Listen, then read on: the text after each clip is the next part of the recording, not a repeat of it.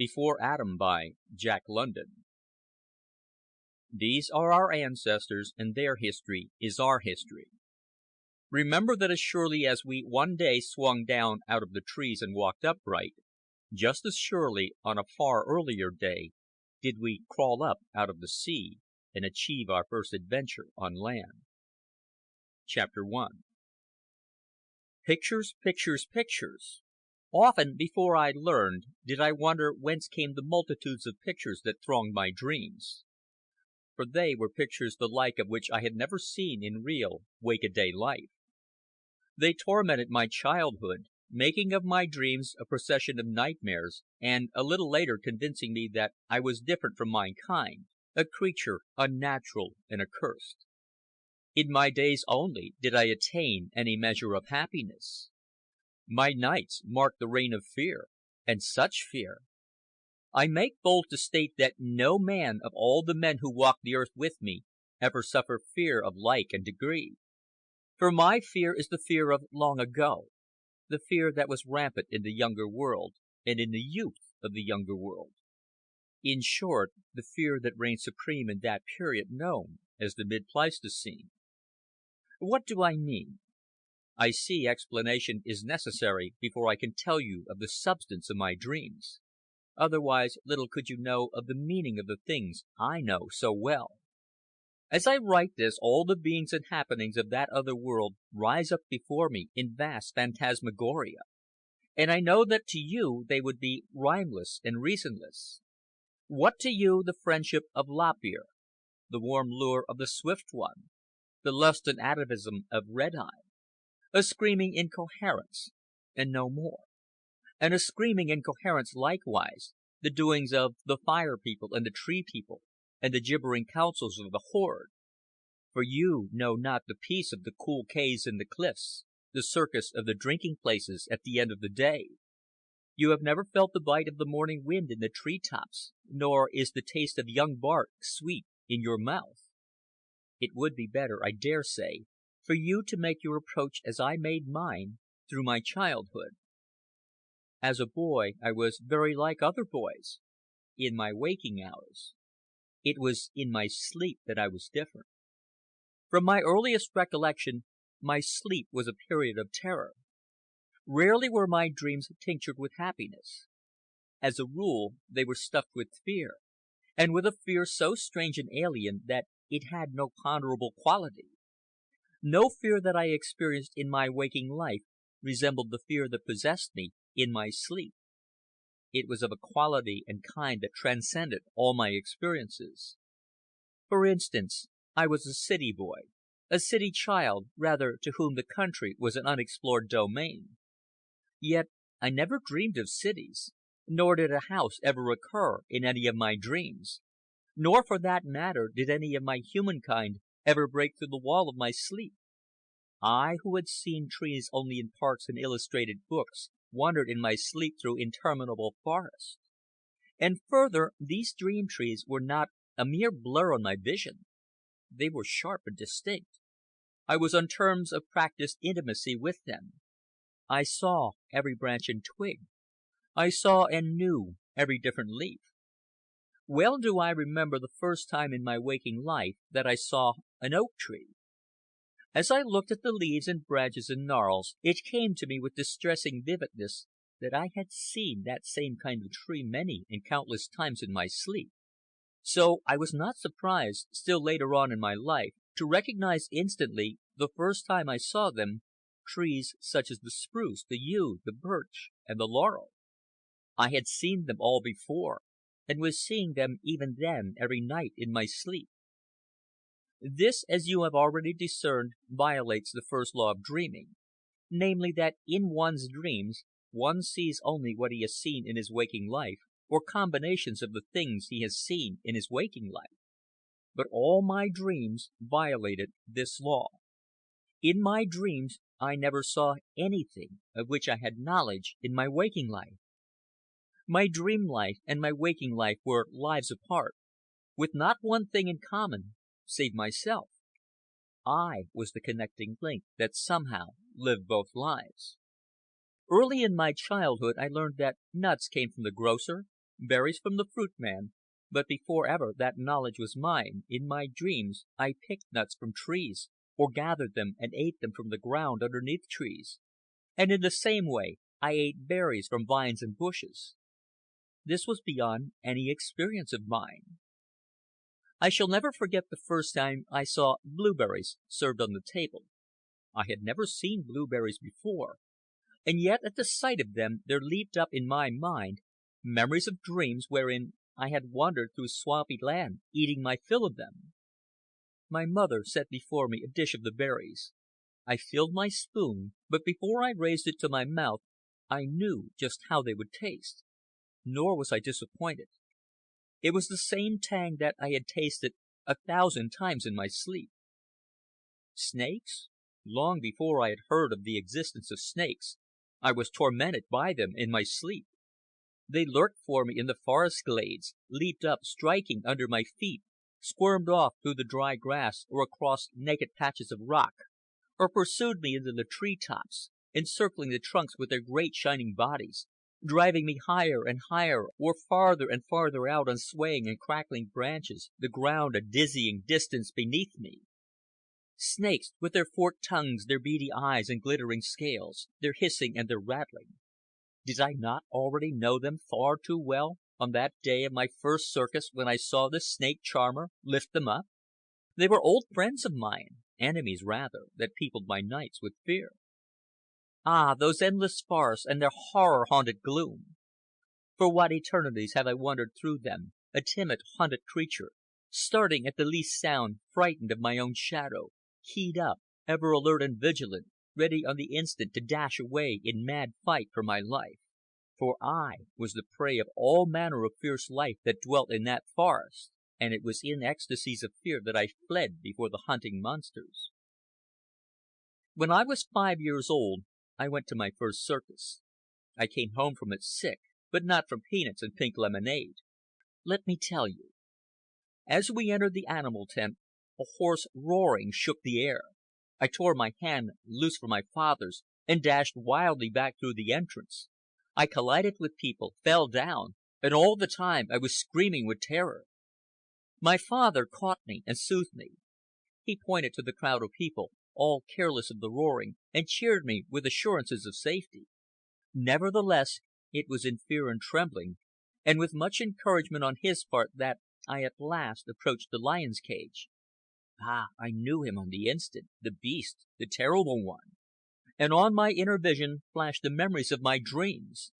The midday sun shining on tall grass, the wild bull grazing quietly, the sudden parting of the grass before the swift rush of the tawny one, his leap to the bull's back, the crashing and the bellowing, and the crunch, crunch of bones.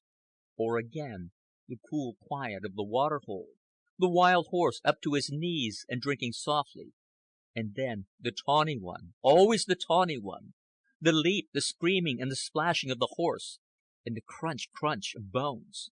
And yet again the somber twilight and the sad silence of the end of the day, and then the great full-throated roar, sudden like a trump of doom, and swift upon it the insane shrieking and chattering among the trees.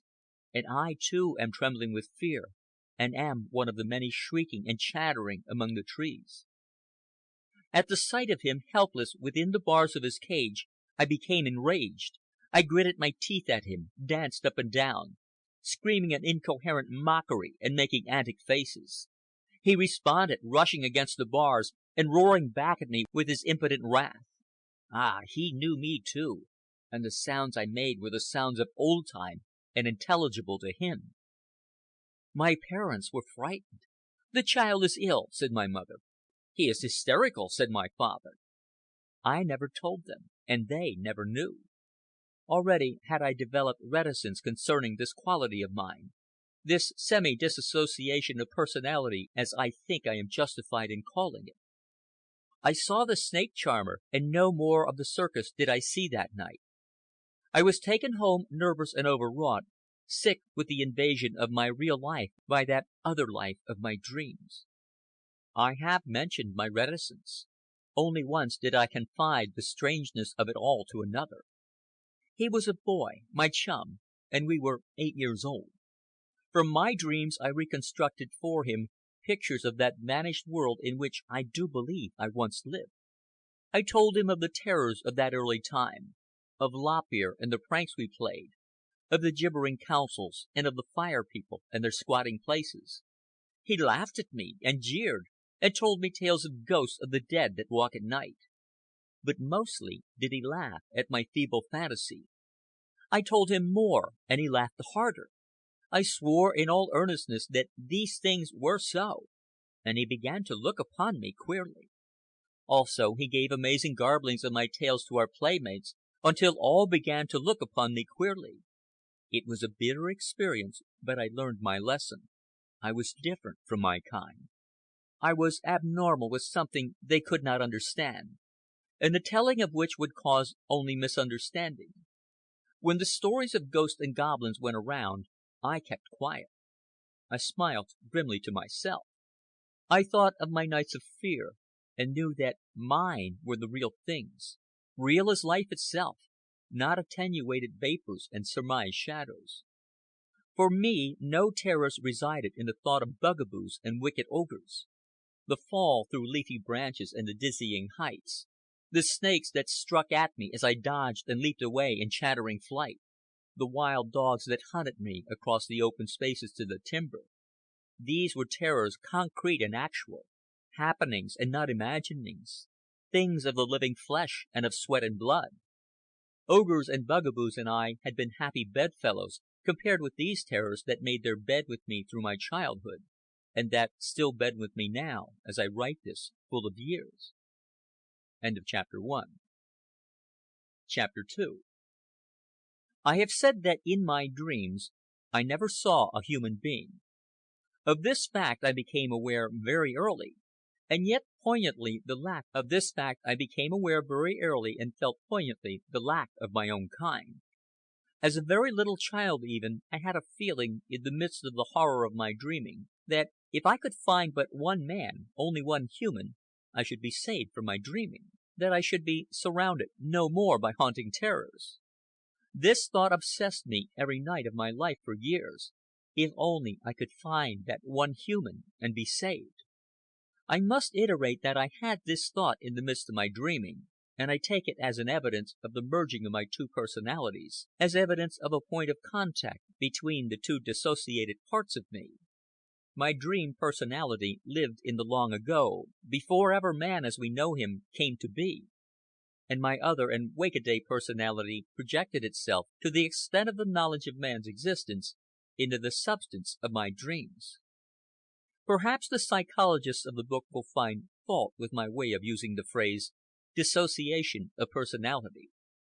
I know their use of it, yet am compelled to use it in my own way in default of a better phrase. I take shelter behind the inadequacy of the English language. And now to the explanation of my use or misuse of the phrase.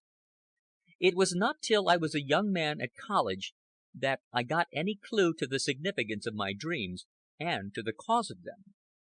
Up to that time they had been meaningless and without apparent causation. But at college I discovered evolution and psychology, and learned the explanation of various strange mental states and experiences. For instance, there was the falling through space dream, the commonest dream experience, one practically known by first-hand experience to all men. This, my professor told me, was a racial memory. It dated back to our remote ancestors who lived in trees. With them, being tree dwellers, the liability of falling was an ever-present menace. Many lost their lives that way. All of them experienced terrible falls, saving themselves by clutching branches as they fell toward the ground. Now, a terrible fall averted in such fashion was productive of shock. Such shock was productive of molecular changes in the cerebral cells. These molecular changes were transmitted to the cerebral cells of progeny, became, in short, racial memories. Thus, when you and I, asleep or dozing off to sleep, fall through space and awake to sickening consciousness just before we strike, we are merely remembering what happened to our arboreal ancestors, and which has been stamped by cerebral changes into the heredity of the race. There is nothing strange in this, any more than there is anything strange in an instinct. An instinct is merely a habit that is stamped into the stuff of our heredity. That is all. It will be noted in passing that in this falling dream which is so familiar to you and me and all of us, we never strike bottom. To strike bottom would be destruction. Those of our arboreal ancestors who struck bottom died forthwith. True, the shock of their fall was communicated to the cerebral cells, but they died immediately before they could have progeny. You and I are descended from those that did not strike bottom. That is why you and I, in our dreams, never strike bottom. And now we come to dissociation of personality. We never have this sense of falling when we are wide awake. Our wake-a-day personality has no experience of it. Then, and here the argument is irresistible, it must be another and distinct personality that falls when we are asleep, and that has had experience of such falling, that has, in short, a memory of past day race experiences, just as our wake-a-day personality has a memory of our wake-a-day experiences. It was at this stage in my reasoning that I began to see the light, and quickly the light burst upon me with dazzling brightness, illuminating and explaining all that had been weird and uncanny and unnaturally impossible in my dream experiences. In my sleep, it was not my wake-a-day personality that took charge of me. It was another and distinct personality, possessing a new and totally different fund of experiences, and, to the point of my dreaming, possessing memories of those totally different experiences. What was this personality? When had it itself lived a wake-a-day life on this planet in order to collect this fund of strange experiences? These were questions that my dreams themselves answered. He lived in the long ago, when the world was young, in that period that we call the mid-Pleistocene. He fell from the trees, but did not strike bottom. He gibbered with fear at the roaring of the lions. He was pursued by beasts of prey, struck at by deadly snakes. He chattered with his kind in council, and he received rough usage at the hands of the Fire People in the day that he fled before them. But I hear you objecting. Why is it that these racial memories are not ours as well, seeing that we have a vague other personality that falls through space while we sleep? And I may answer with another question. Why is a two-headed calf? And my own answer to this is that it is a freak, and so I answer your question. I have this other personality and these complete racial memories because I am a freak. But let me be more explicit. The commonest race memory we have is the falling through space dream. This other personality is very vague. About the only memory it has is that of falling, but many of us have sharper, more distinct other personalities.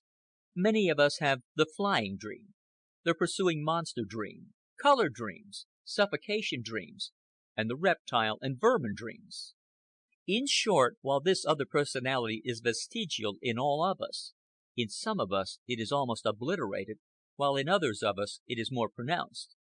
Some of us have stronger and completer race memories than others. It is all a question of varying degree of possession of the other personality. In myself, the degree of possession is enormous. My other personality is almost equal in power with my own personality. And in this manner I am, as I said, a freak of heredity. I do believe that it is the possession of this other personality, but not so strong a one as mine, that has in some few others given rise to belief in personal reincarnation experiences. It is very plausible to such people, a most convincing hypothesis. When they have visions of scenes they have never seen in the flesh, memories of acts and events dating back in time, the simplest explanation is that they have lived before. But they make the mistake of ignoring their own duality. They do not recognize their other personality.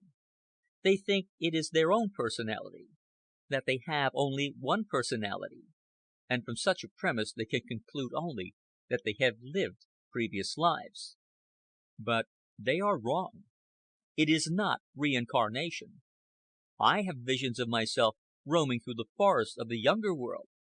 and yet it is not myself that I see, but one that is only remotely a part of me, as my father and my grandfather are parts of me less remote. This other self of mine is an ancestor, a progenitor of my progenitors in the early line of my race, himself the progeny of a line that long before his time developed fingers and toes and climbed up into the trees.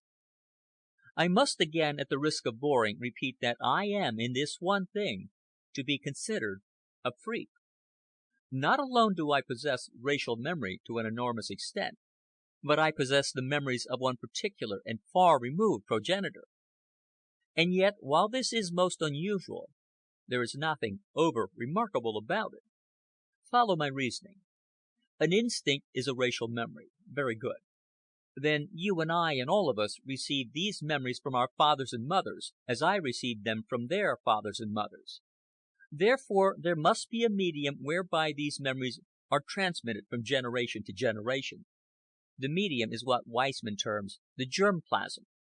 It carries the memories of the whole evolution of the race. These memories are dim and confused, and many of them are lost. But some strains of germ plasm carry an excessive freightage of memories, are, to be scientific, more atavistic than other strains, and such a strain is mine. I am a freak of heredity, an atavistic nightmare, call me what you will. But here I am, real and alive, eating 3 hearty meals a day, and what are you going to do about it? And now, before I take up my tale, I want to anticipate the doubting Thomases of psychology, who are prone to scoff, and who would otherwise surely say that the coherence of my dreams is due to overstudy and the subconscious projection of my knowledge of evolution into my dreams. In the first place, I have never been a zealous student. I graduated last of my class. I cared more for athletics and, there is no reason I should not confess it, more for billiards. Further, I had no knowledge of evolution until I was at college, whereas in my childhood and youth I had already lived in my dreams all the details of that other long-ago life. I will say, however, that these details were mixed and incoherent until I came to know the science of evolution. Evolution was the key. It gave the explanation, gave sanity to the pranks of this atavistic brain of mine that, modern and normal, harked back to a past so remote as to be contemporaneous with the raw beginnings of mankind. For in this past I know of, man, as we today know him, did not exist. It was in this period of his being that I must have lived and had my being. End of chapter 2. Chapter 3. The commonest dream of my early childhood was something like this. It seemed that I was very small and that I lay curled up in a sort of nest of twigs and boughs. Sometimes I was lying on my back. In this position it seemed that I spent many hours, watching the play of sunlight on the foliage and the stirring of the leaves by the wind. Often the nest itself moved back and forth when the wind was strong, but always, while so lying in the nest, I was mastered as of tremendous space beneath me. I never saw it, I never peered over the edge of the nest to see, but I knew and feared that space that lurked just beneath me, and that ever threatened me like a maw of some all-devouring monster. This dream, in which I was quiescent and which was more like a condition than an experience of action, I dreamed very often in my early childhood. But suddenly there would rush into the very midst of it strange forms and ferocious happenings, the thunder and crashing of storm, and unfamiliar landscapes, such as in my wake-a-day life I had never seen. The result was confusion and nightmare. I could comprehend nothing of it. There was no logic of sequence. You see, I did not dream consecutively. One moment I was a wee babe of the younger world lying in my tree nest.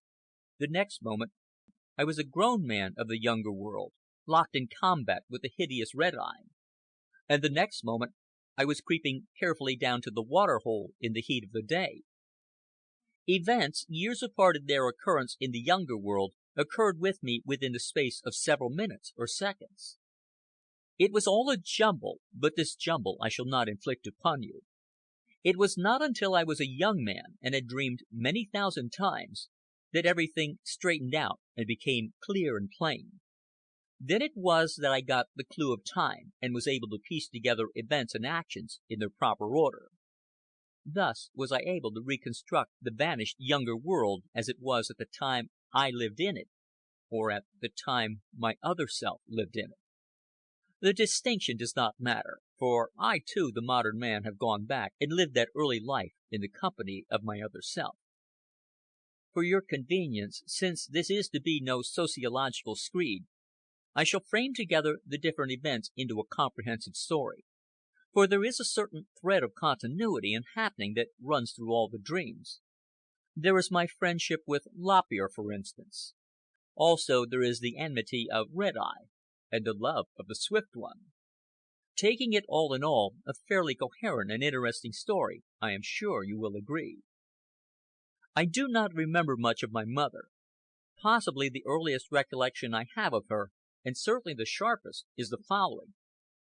It seemed I was lying on the ground. I was somewhat older then than during the nest days, but still helpless. I rolled about in the dry leaves, playing with them and making crooning, rasping noises in my throat.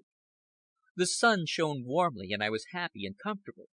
I was in a little open space. Around me on all sides were bushes and fern-like growths, and overhead and all about were the trunks and branches of forest trees. Suddenly I heard a sound. I sat upright and listened. I made no movement.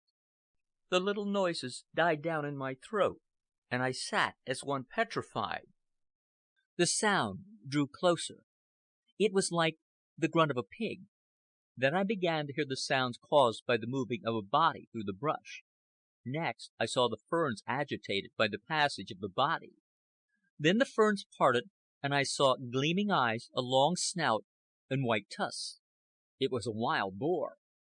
He peered at me curiously. He grunted once or twice, and shifted his weight from one foreleg to the other, at the same time moving his head from side to side and swaying the ferns. Still I sat as one petrified, my eyes unblinking as I stared at him, fear eating at my heart.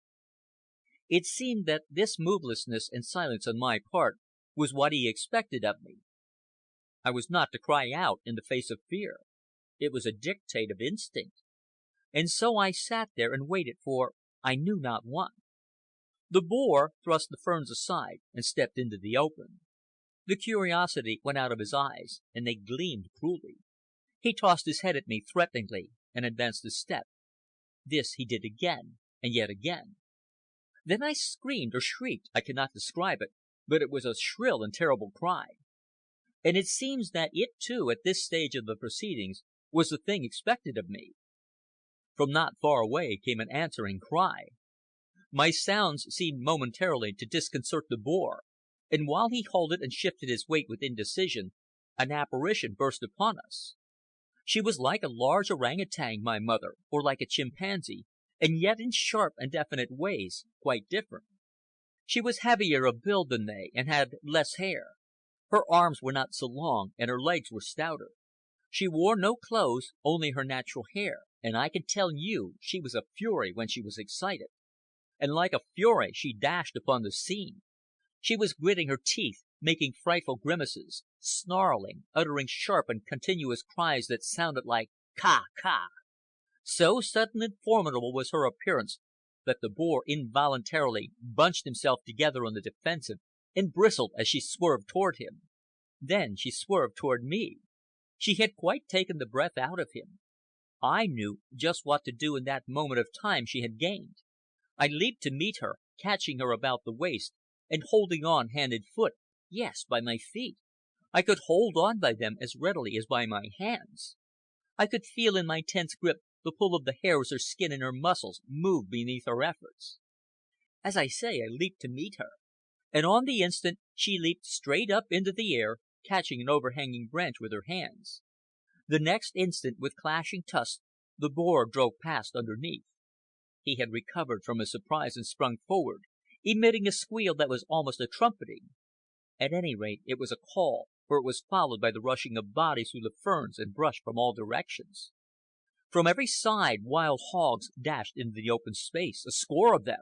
But my mother swung over the top of a thick limb, a dozen feet from the ground, and still holding on to her, we perched there in safety. She was very excited. She chattered and screamed and scolded down at the bristling, tooth-gnashing circle that had gathered beneath. I, too, trembling, peered down at the angry beast and did my best to imitate my mother's cries. From the distance came similar cries, only pitched deeper into a sort of roaring bass. These grew momentarily louder, and soon I saw approaching my father. At least, by all evidence of the times, I am driven to conclude that he was my father. He was not an extremely prepossessing father, as fathers go. He seemed half man and half ape, and yet not ape and not yet man. I fail to describe him. There is nothing like him today on the earth, under the earth, nor in the earth. He was a large man in his day, and he must have weighed all of 130 pounds. His face was broad and flat, and the eyebrows overhung the eyes. The eyes themselves were small, deep set, and close together. He had practically no nose at all. It was squat and broad, apparently without any bridge, while the nostrils were like two holes in the face, opening outward instead of down. The forehead slanted back from the eyes, and the hair began right at the eyes and ran up over the head. The head itself was preposterously small, and was supported on an equally preposterous, thick, short neck. There was an elemental economy about his body, as there was about all our bodies. The chest was deep, it is true, cavernously deep, but there were no full swelling muscles, no wide-spreading shoulders, no clean-limbed straightness, no generous symmetry of outline. It represented strength, that body of my father's, strength without beauty, ferocious primordial strength, made to clutch and grip and rend and destroy. His hips were thin, and the legs, lean and hairy, were crooked and stringy muscled. In fact, my father's legs were more like arms. They were twisted and gnarly, and with scarcely the semblance of the full meaty calf such as graces your leg and mine. I remember he could not walk on the flat of his foot. This was because it was a prehensile foot, more like a hand than a foot. The great toe, instead of being in line with the other toes, opposed them like a thumb, and its opposition to the other toes was what enabled him to get a grip with his foot. This was why he could not walk on the flat of his foot. But his appearance was no more unusual than the manner of his coming there to my mother and me, as we perched above the angry wild pigs. He came through the trees, leaping from limb to limb and from tree to tree, and he came swiftly. I can see him now in my wake-a-day life as I write this, swinging along through the trees, a four-handed, hairy creature, howling with rage, pausing now again to beat his chest with his clenched fist, leaping 10 and 15-foot gaps, catching a branch with one hand and swinging on across another gap to catch with his other hand and go on, never hesitating, never at a loss as to how to proceed on his arboreal way. And as I watched him, I felt in my own being, in my very muscles themselves, the surge and thrill of desire to go leaping from bough to bough. And I felt also the guarantee of the latent power in that being and in those muscles of mine. And why not? Little boys watch their fathers swing axes and fell trees, and feel in themselves that some day they too will swing axes and fell trees. And so with me. The life that was in me was constituted to do what my father did, and it whispered to me secretly and ambitiously of aerial paths and forest flights. At last my father joined us. He was extremely angry. I remember the outthrust of his protruding under lip as he glared down at the wild pigs. He snarled something like a dog, and I remember that his eye teeth were large, like fangs, and that they impressed me tremendously. His conduct served only the more to infuriate the pigs. He broke off twigs and small branches and flung them down upon our enemies. He even hung by one hand, tantalizing just beyond reach, and mocked them as they gnashed their tusks with impotent rage.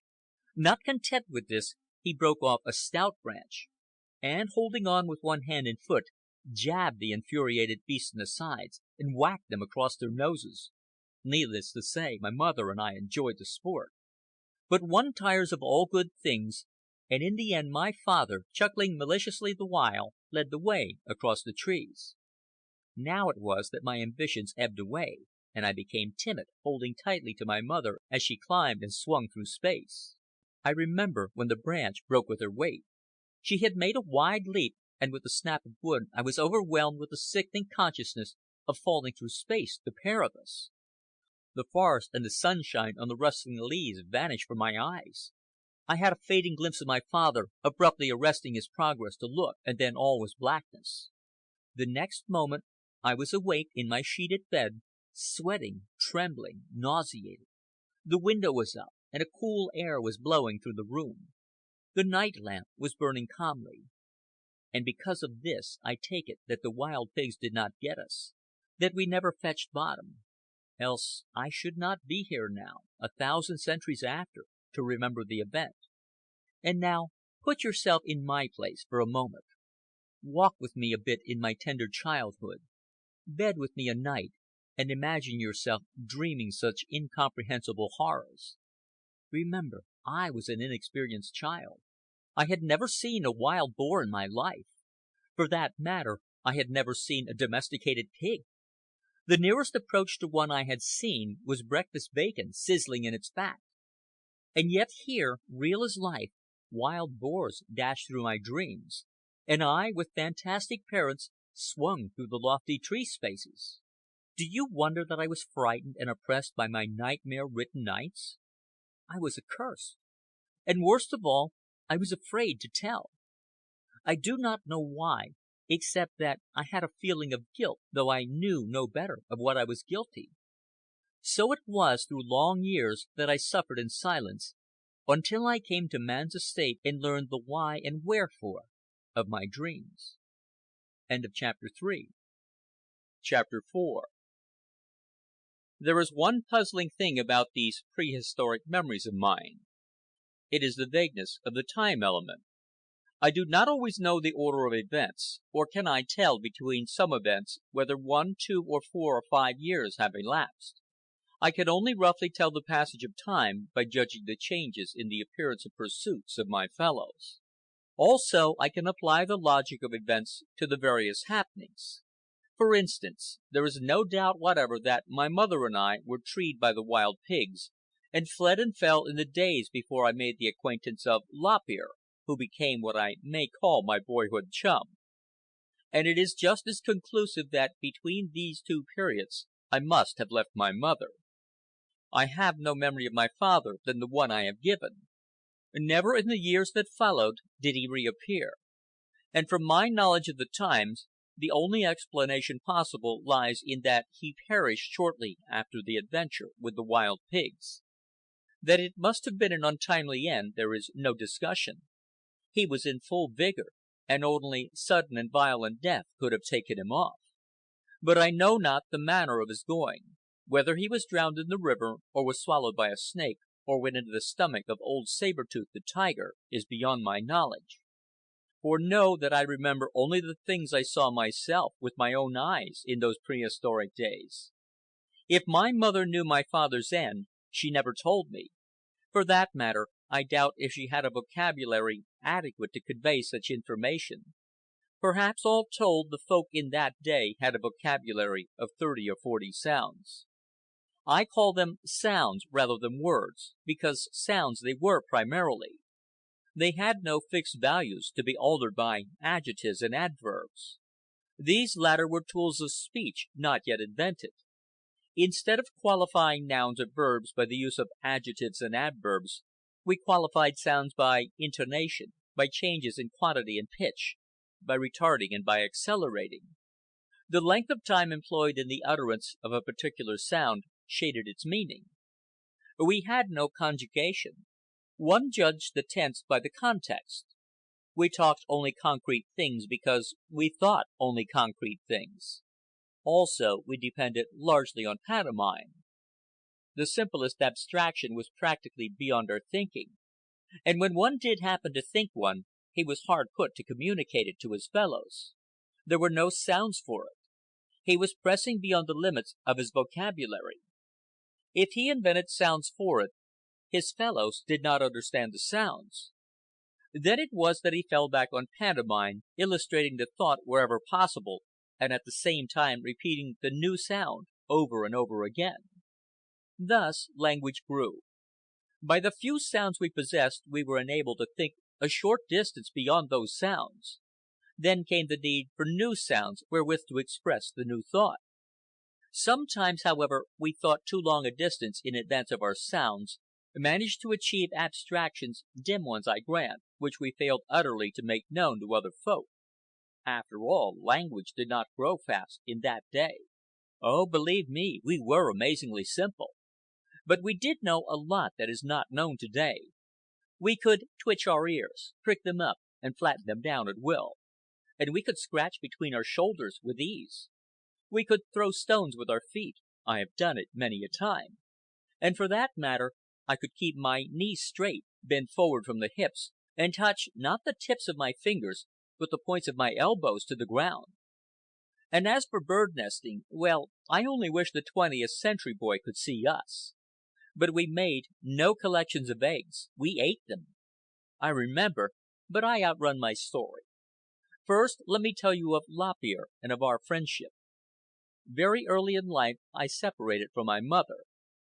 Possibly this was because, after the death of my father, she took to herself a second husband. I have few recollections of him, and they are not of the best. He was a light fellow. There was no solidity to him.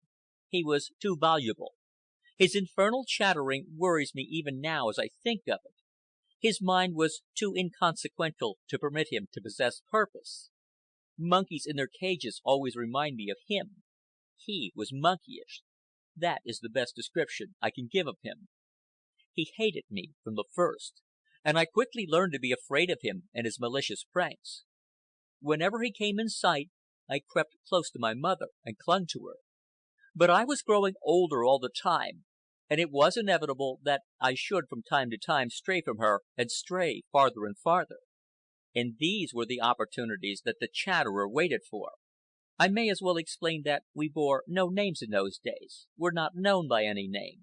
For the sake of convenience, I have myself given names to the various folk I was more closely in contact with, and the chatterer is the most fitting description I can find for that precious stepfather of mine. As for me, I have named myself Big Tooth. My eye teeth were pronouncedly large. But to return to the chatterer. He persistently terrorized me. He was always pinching me and cuffing me, and on occasion he was not above biting me. Often my mother interfered, and the way she made his fur fly was a joy to see. But the result of all this was a beautiful and unending family quarrel in which I was the bone of contention. No, my home life was not happy. I smile to myself as I write the phrase. Home life. Home. I had no home in the modern sense of the term. My home was an association, not a habitation. I lived in my mother's care, not in a house. And my mother lived anywhere, so long as when night came she was above the ground.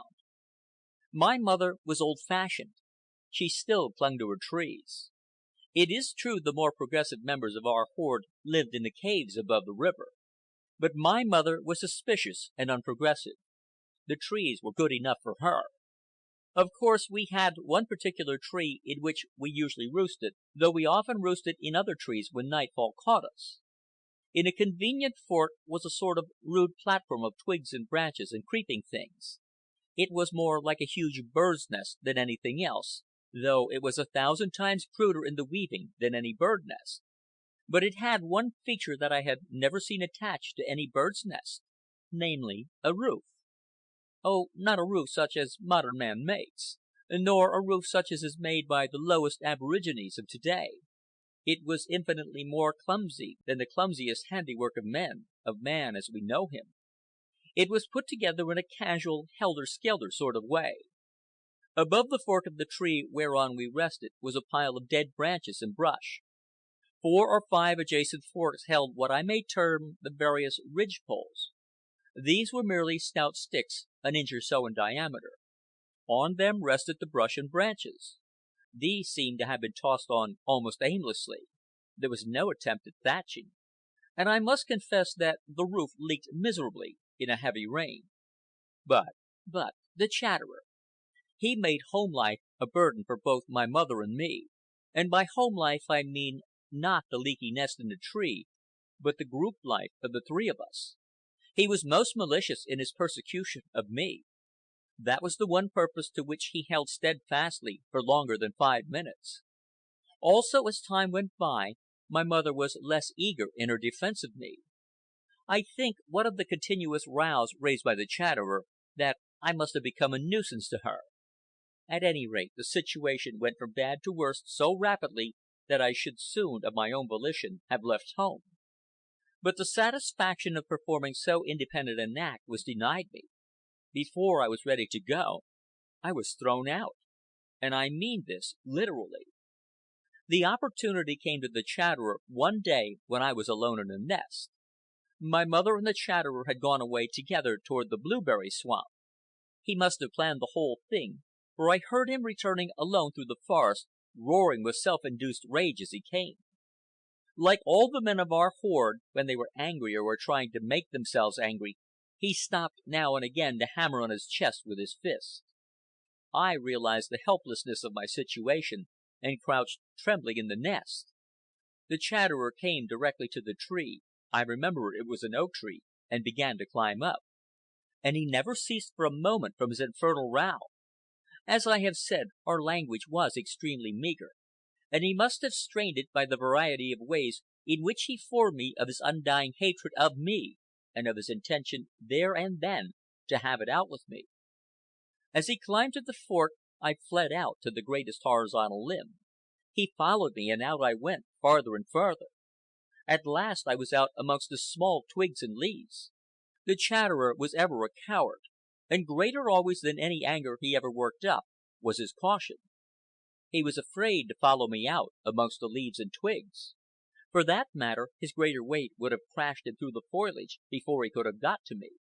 But it was not necessary for him to reach me, and well he knew it, the scoundrel. With a malevolent expression on his face, his beady eyes gleaming with cruel intelligence, he began teetering, and with me out on the very edge of the bough, clutching at the twigs that broke continually with my weight. 20 feet beneath me was the earth. Wildly and more wildly he teetered, grinning at me his gloating hatred. Then came the end.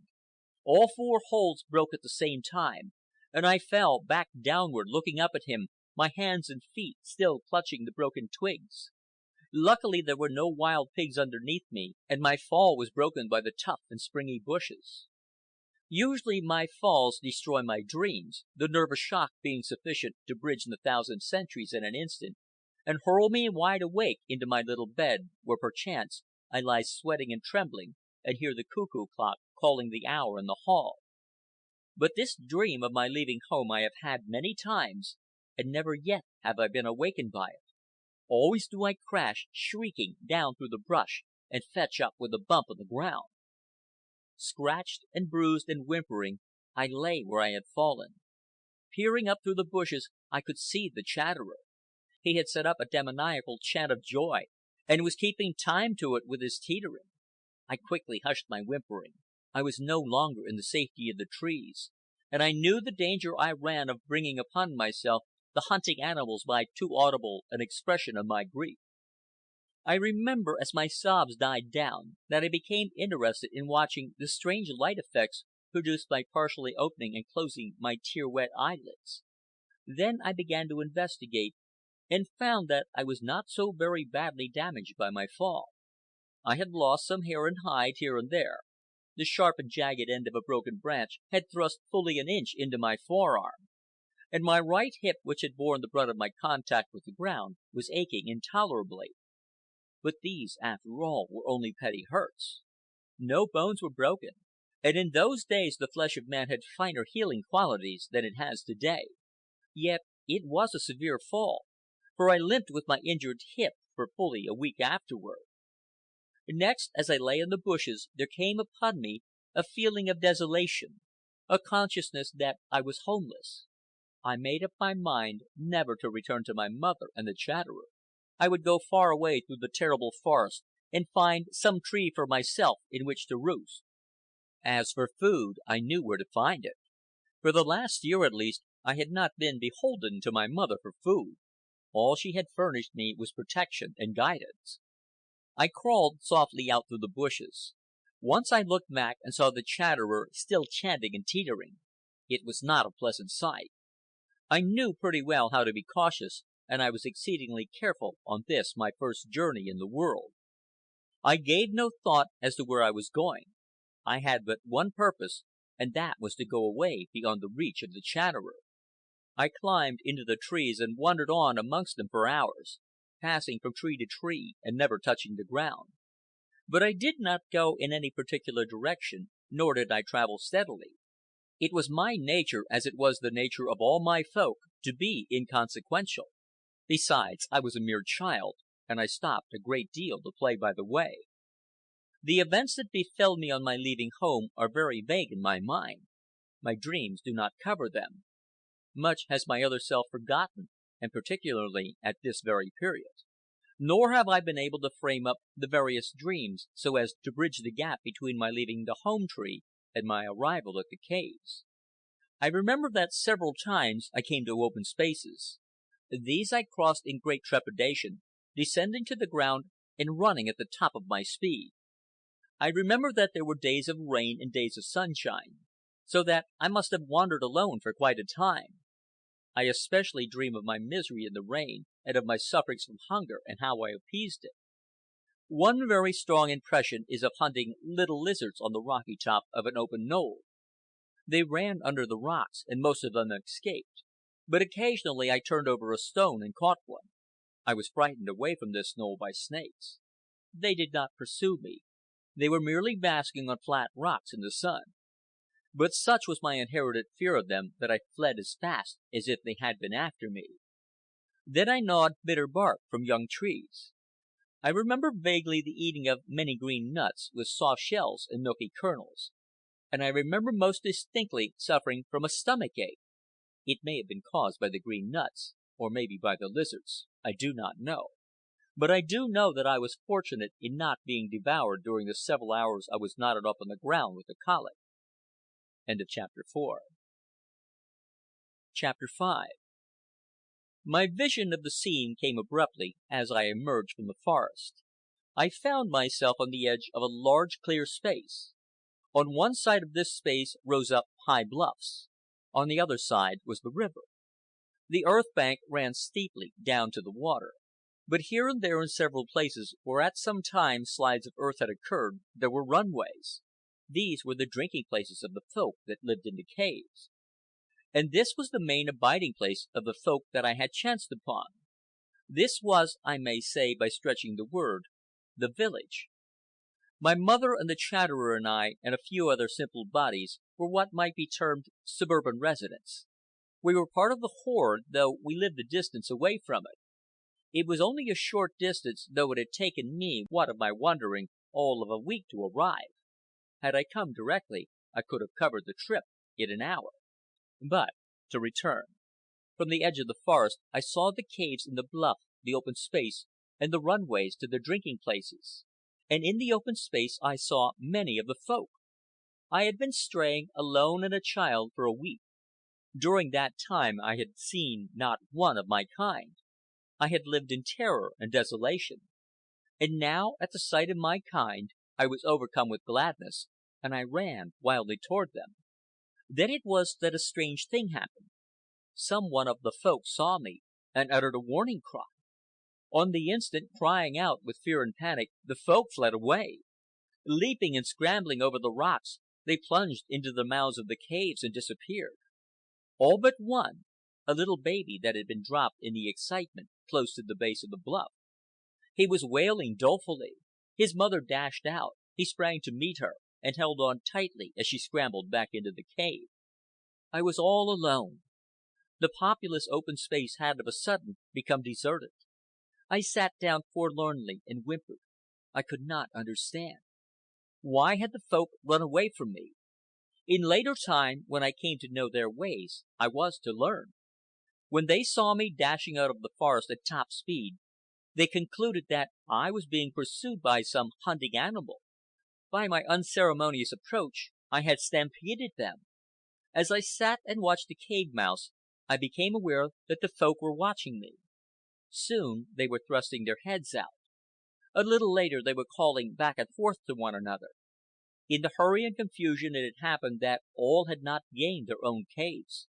Some of the young ones had sought refuge in other caves. The mothers did not call for them by name, because that was an invention we had not yet made. All were nameless.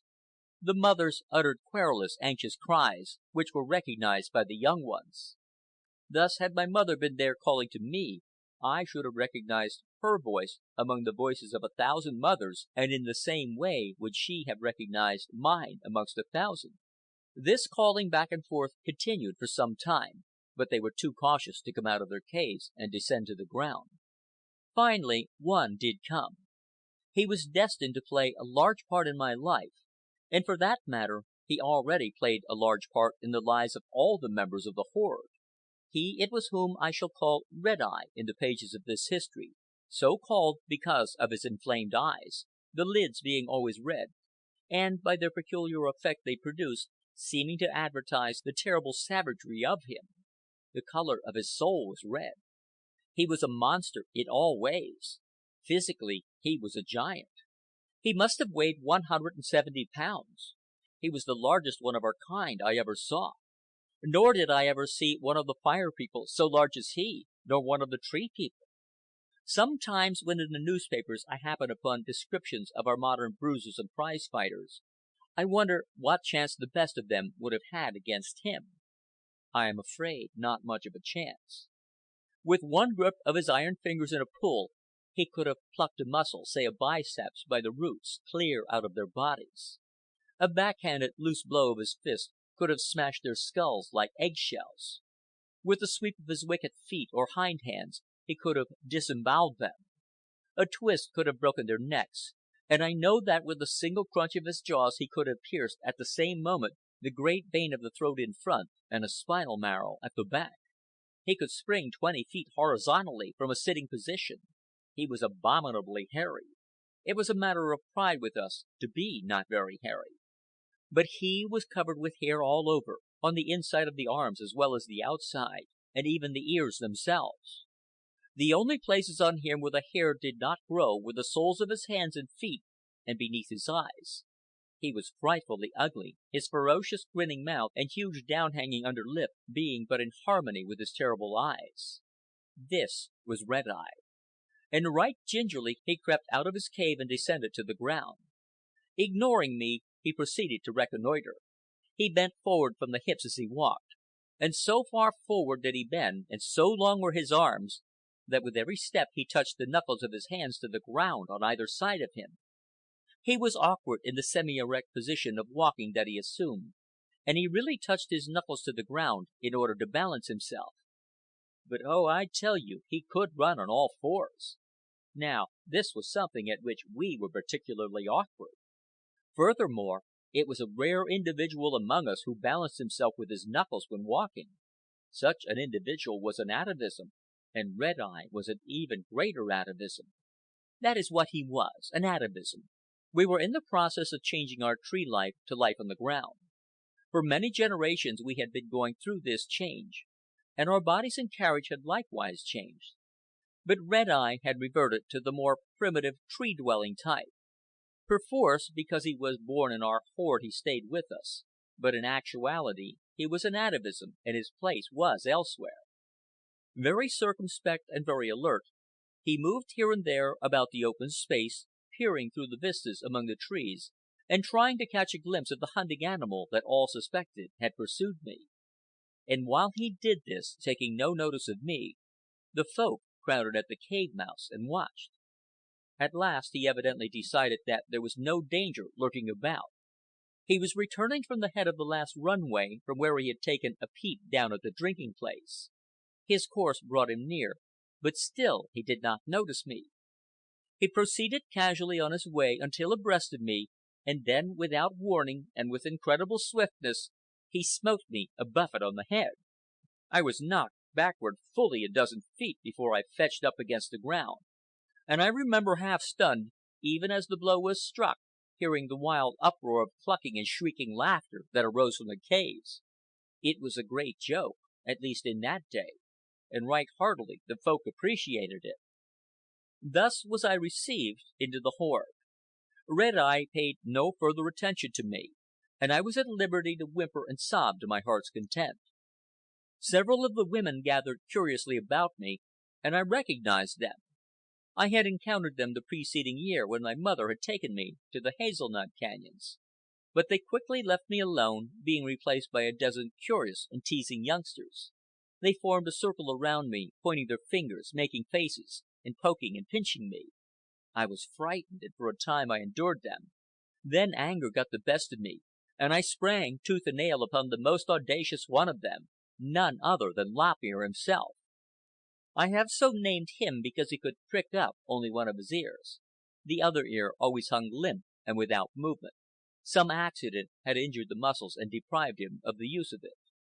He closed with me, and we went at it for all the world like a couple of small boys fighting. We scratched and bit, pulled hair, clinched, and threw each other down. I remember I succeeded in getting on him what in my college days I learned was called a half Nelson. This hold gave me the decided advantage, but I did not enjoy it long. He twisted up one leg, and with the foot or hind hand made so savage an onslaught upon my abdomen as to threaten to disembowel me. I had to release him in order to save myself, and then we went at it again. Lop Ear was a year older than I, but I was several times angrier than he, and in the end he took to his heels. I chased him across the open and down a runway to the water. But he was better acquainted with the locality, and ran along the edge of the water and up another runway. He cut diagonally across the open space and dashed into a wide-mouthed cave. Before I knew it, I had plunged after him into the darkness. The next moment I was badly frightened. I had never been in a cave before. I began to whimper and cry out. Lop Ear chattered mockingly at me, and, springing upon me unseen, tumbled me over. He did not risk a second encounter, however, and took himself off. I was between him and the entrance, and he did not pass me. Yet he seemed to have gone away. I listened, but could get no clue as to where he was. This puzzled me, and when I regained the outside, I sat down to watch. He never came out of the entrance, of that I was certain. Yet at the end of several minutes he chuckled at my elbow. Again I ran after him, and again he ran into the cave. But this time I stopped at the mouth. I dropped back a short distance and watched. He did not come out, yet, as before, he chuckled at my elbow, and was chased by me a third time into the cave. This performance was repeated several times. Then I followed him into the cave, where I searched vainly for him. I was curious. I could not understand how he eluded me. Always he went into the cave, never did he come out of it. Yet always did he arrive there at my elbow and mock me. Thus did our fight transform itself into a game of hide and seek. All afternoon, with occasional intervals, we kept it up, and a playful, friendly spirit arose between us. In the end, he did not run away from me, and we sat together with our arms around each other. A little later he disclosed the mystery of the wide-mouthed cave. Holding me by the hand, he led me inside. It was connected by a narrow crevice with another cave, and it was through this that we regained the open air. We were now good friends. When the other young ones gathered around to tease, he joined with me in attacking them, and so viciously did we behave that before long I was let alone. Lop Ear made me acquainted with the village. There was little that he could tell me of conditions and customs. He had not the necessary vocabulary. But by observing his actions I learned much, and also he showed me places and things. He took me up the open space between the caves and the river, and into the forest beyond, where, in a grassy place among the trees, we made a meal of stringy, rooted carrots. After that we had a good drink at the river, and started up the runway to the caves. It was in the runway that we came upon Red Eye again. The first I knew, Lop Ear had shrunk away to one side and was crouching low against the bank. Naturally and involuntarily, I imitated him.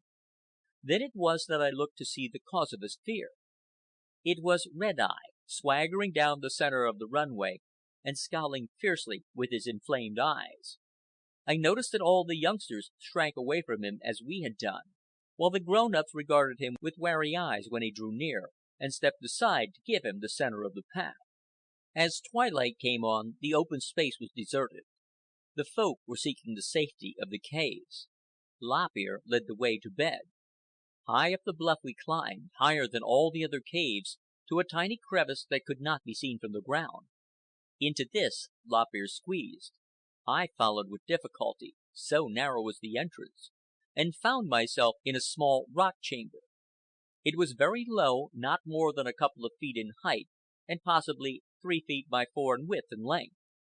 Here, cuddled together in each other's arms, we slept out the night. End of chapter 5. Chapter 6 of Before Adam by Jack London. While the more courageous of the youngsters played in and out of the large-mouthed caves, I early learned that such caves were unoccupied. No one slept in them at night. Only the crevice-mouthed caves were used, the narrower the mouth, the better. This was from fear of the preying animals that made life a burden to us in those days and nights. The first morning after my night's sleep with Lop Ear, I learned the advantage of the narrow-mouthed caves. It was just daylight when old Saber-Tooth, the tiger, walked into the open space. 2 of the Folk were already up. They made a rush for it. Whether they were panic-stricken, or whether he was too close on their heels for them to attempt to scramble up the bluff to the crevices, I do not know. But at any rate they dashed into the wide-mouthed cave wherein Lop Ear and I had played the afternoon before. What happened inside there was no way of telling, but it is fair to conclude that the 2 Folk slipped through the connecting crevice into the other cave.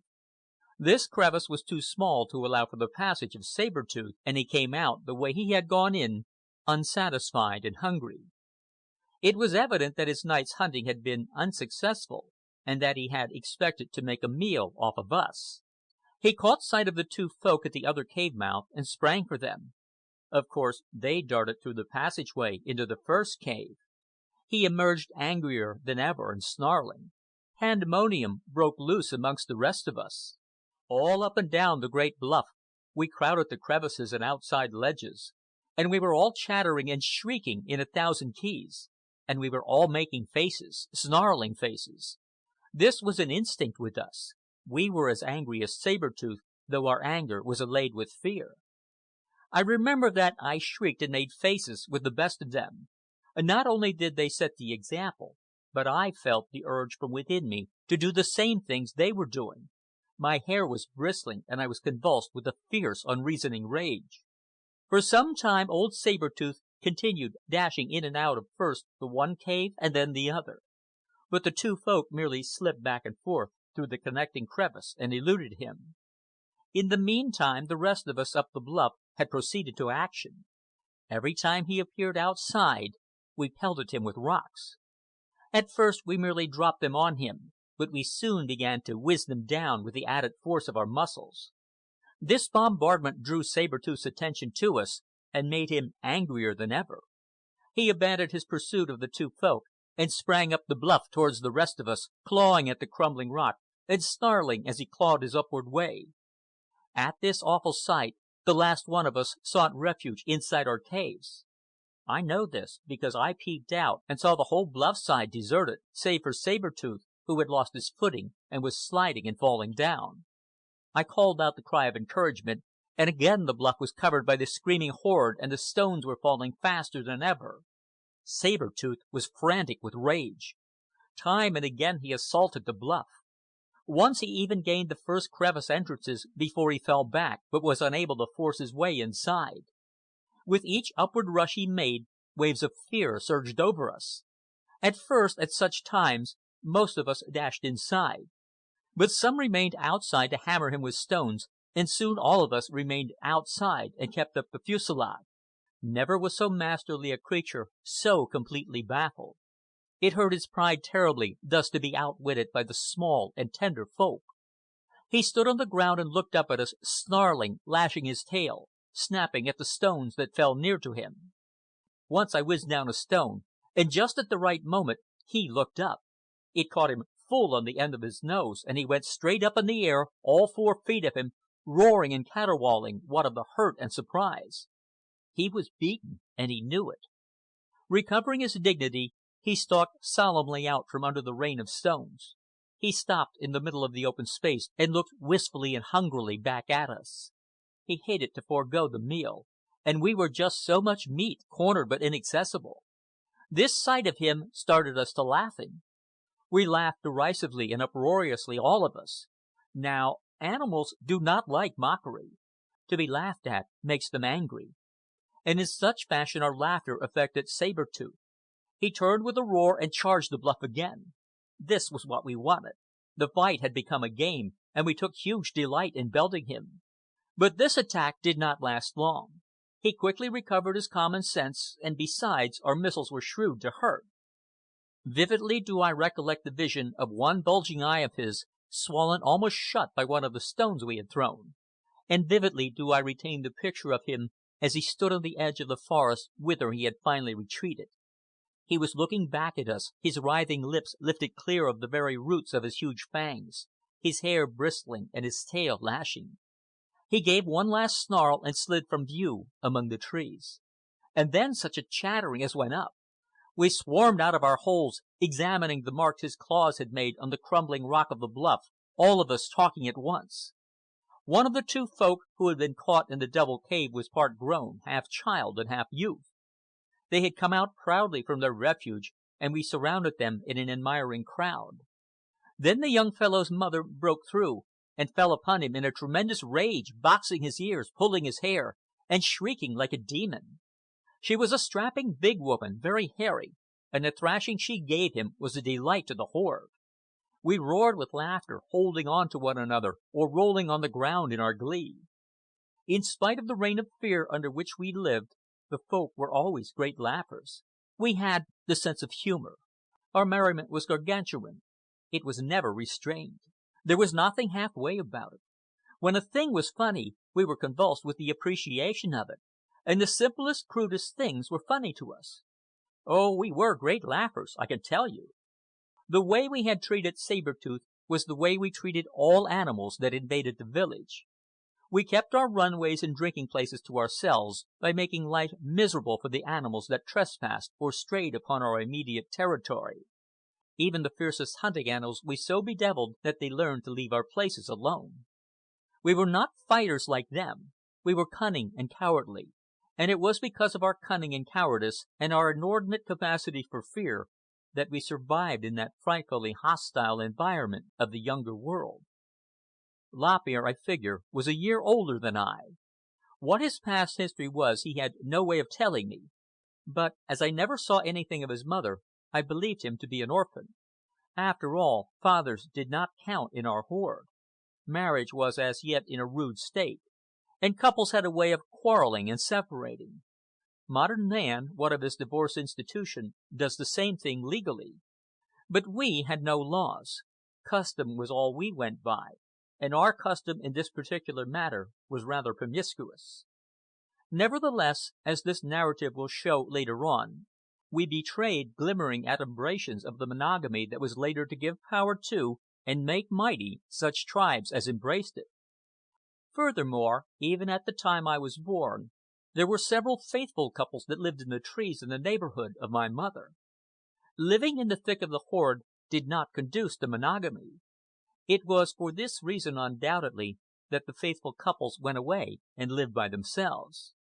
Through many years these couples stayed together, though when the man or woman died or was eaten, the survivor invariably found a new mate. There was one thing that greatly puzzled me during the first days of my residence in the horde. There was a nameless and incommunicable fear that rested upon all. At first it appeared to be connected wholly with direction. The horde feared the northeast. It lived in perpetual apprehension of that quarter of the compass, and every individual gazed more frequently and with greater alarm in that direction than in any other.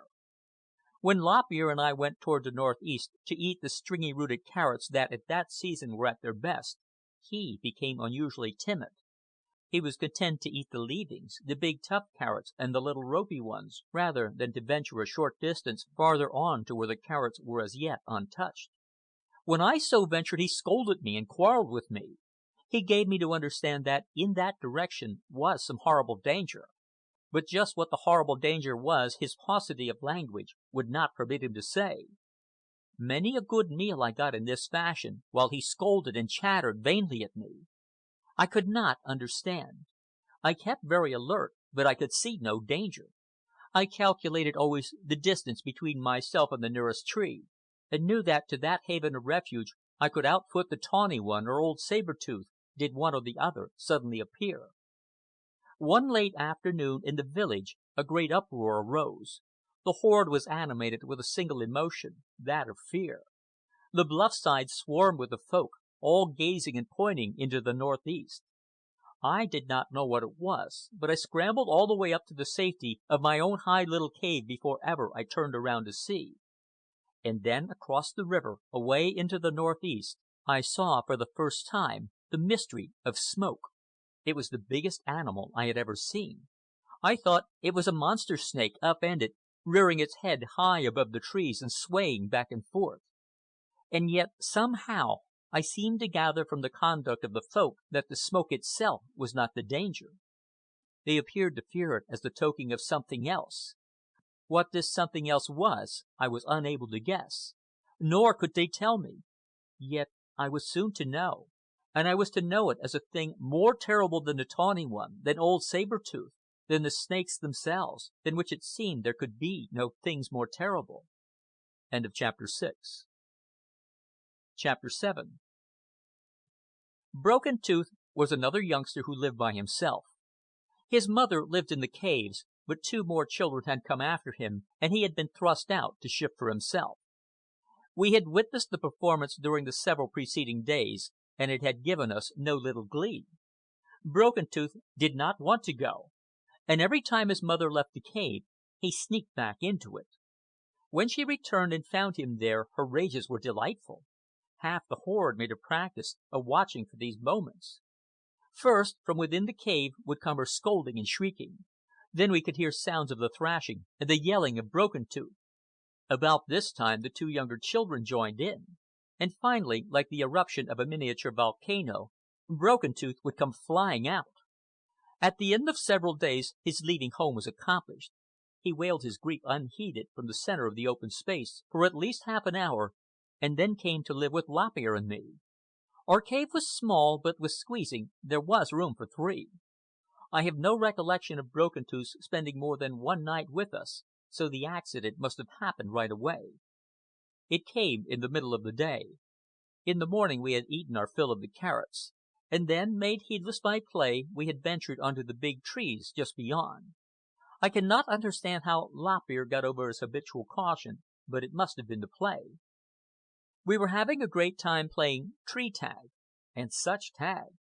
We leaped 10 or 15-foot gaps as a matter of course, and a 20 or 25-foot deliberate drop clear down to the ground was nothing to us. In fact, I am almost afraid to say the great distances we dropped. As we grew older and heavier, we found we had to be more cautious in dropping.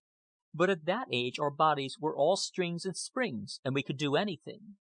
Broken Tooth displayed remarkable agility in the game. He was it less frequently than any of us, and in the course of the game he discovered one difficult slip that neither Lop Ear nor I was able to accomplish. To be truthful, we were afraid to attempt it. When we were it, Broken Tooth always ran out to the end of a lofty branch in a certain tree. From the end of the branch to the ground it must have been 70 feet, and nothing intervened to break a fall. But about 20 feet lower down, and fully 15 feet out from the perpendicular, was the thick branch of another tree. As we ran out the limb, Broken Tooth, facing us, would begin teetering.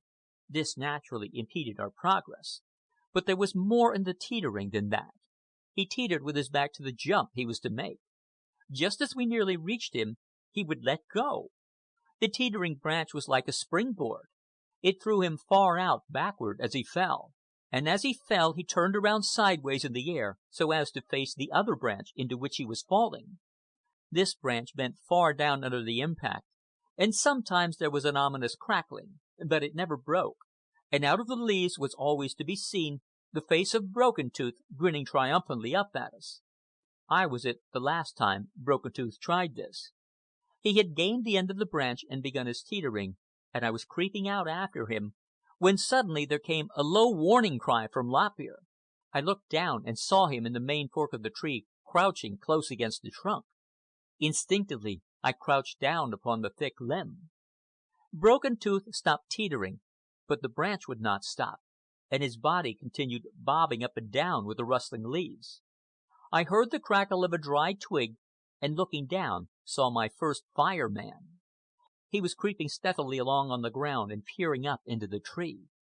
At first I thought he was a wild animal, because he wore around his waist and over his shoulders a ragged piece of bearskin. And then I saw his hands and feet, and more clearly his features. He was very much like my kind, except that he was less hairy and that his feet were less like hands than ours. In fact, he and his people, as I was later to know, were far less hairy than we, though we, in turn, were equally less hairy than the Tree People. It came to me instantly as I looked at him. This was the terror of the Northeast, of which the mystery of smoke was a token. Yet I was puzzled. Certainly he was nothing of which to be afraid. Red Eye or any of our strong men would have been more than a match for him. He was old, too, wizened with age, and the hair on his face was gray. Also, he limped badly with one leg. There was no doubt at all that we could outrun him and outclimb him. He could never catch us, that was certain. But he carried something in his hand that I had never seen before. It was a bow and arrow. But at that time a bow and arrow had no meaning for me. How was I to know that death lurked in that bent piece of wood?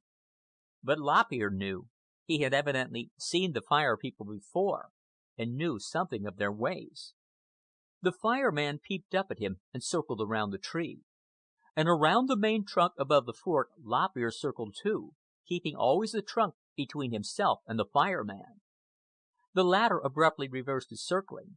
Lop Ear, caught unawares, also hastily reversed, but did not win the protection of the trunk until after the Fire Man had twanged the bow. I saw the arrow leap up, miss Lop Ear, glance against the limb, and fall back to the ground. I danced up and down on my lofty perch with delight.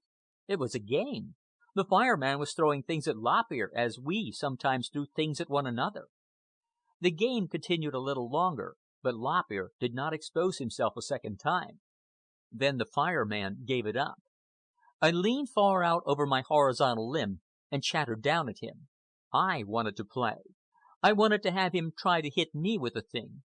He saw me, but ignored me, turning his attention to Broken Tooth, who was still teetering slightly and involuntarily on the end of his branch. The first arrow leaped upward. Broken Tooth yelled with fright and pain. It had reached its mark. This put a new complexion on the matter. I no longer cared to play, but crouched tremblingly close to my limb.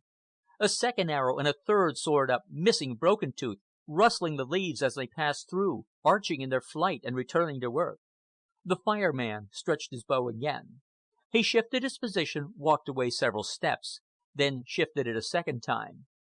The bowstring twanged, the arrow leaped upward, and Broken Tooth, uttering a terrible scream, fell off the branch. I saw him as he went down, turning over and over, all arms and legs it seemed, the shaft of the arrow projecting from his chest and appearing and disappearing with each revolution of his body.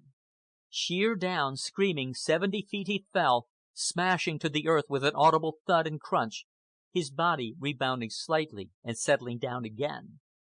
Still he lived, for he moved and squirmed, clawing with his hands and feet.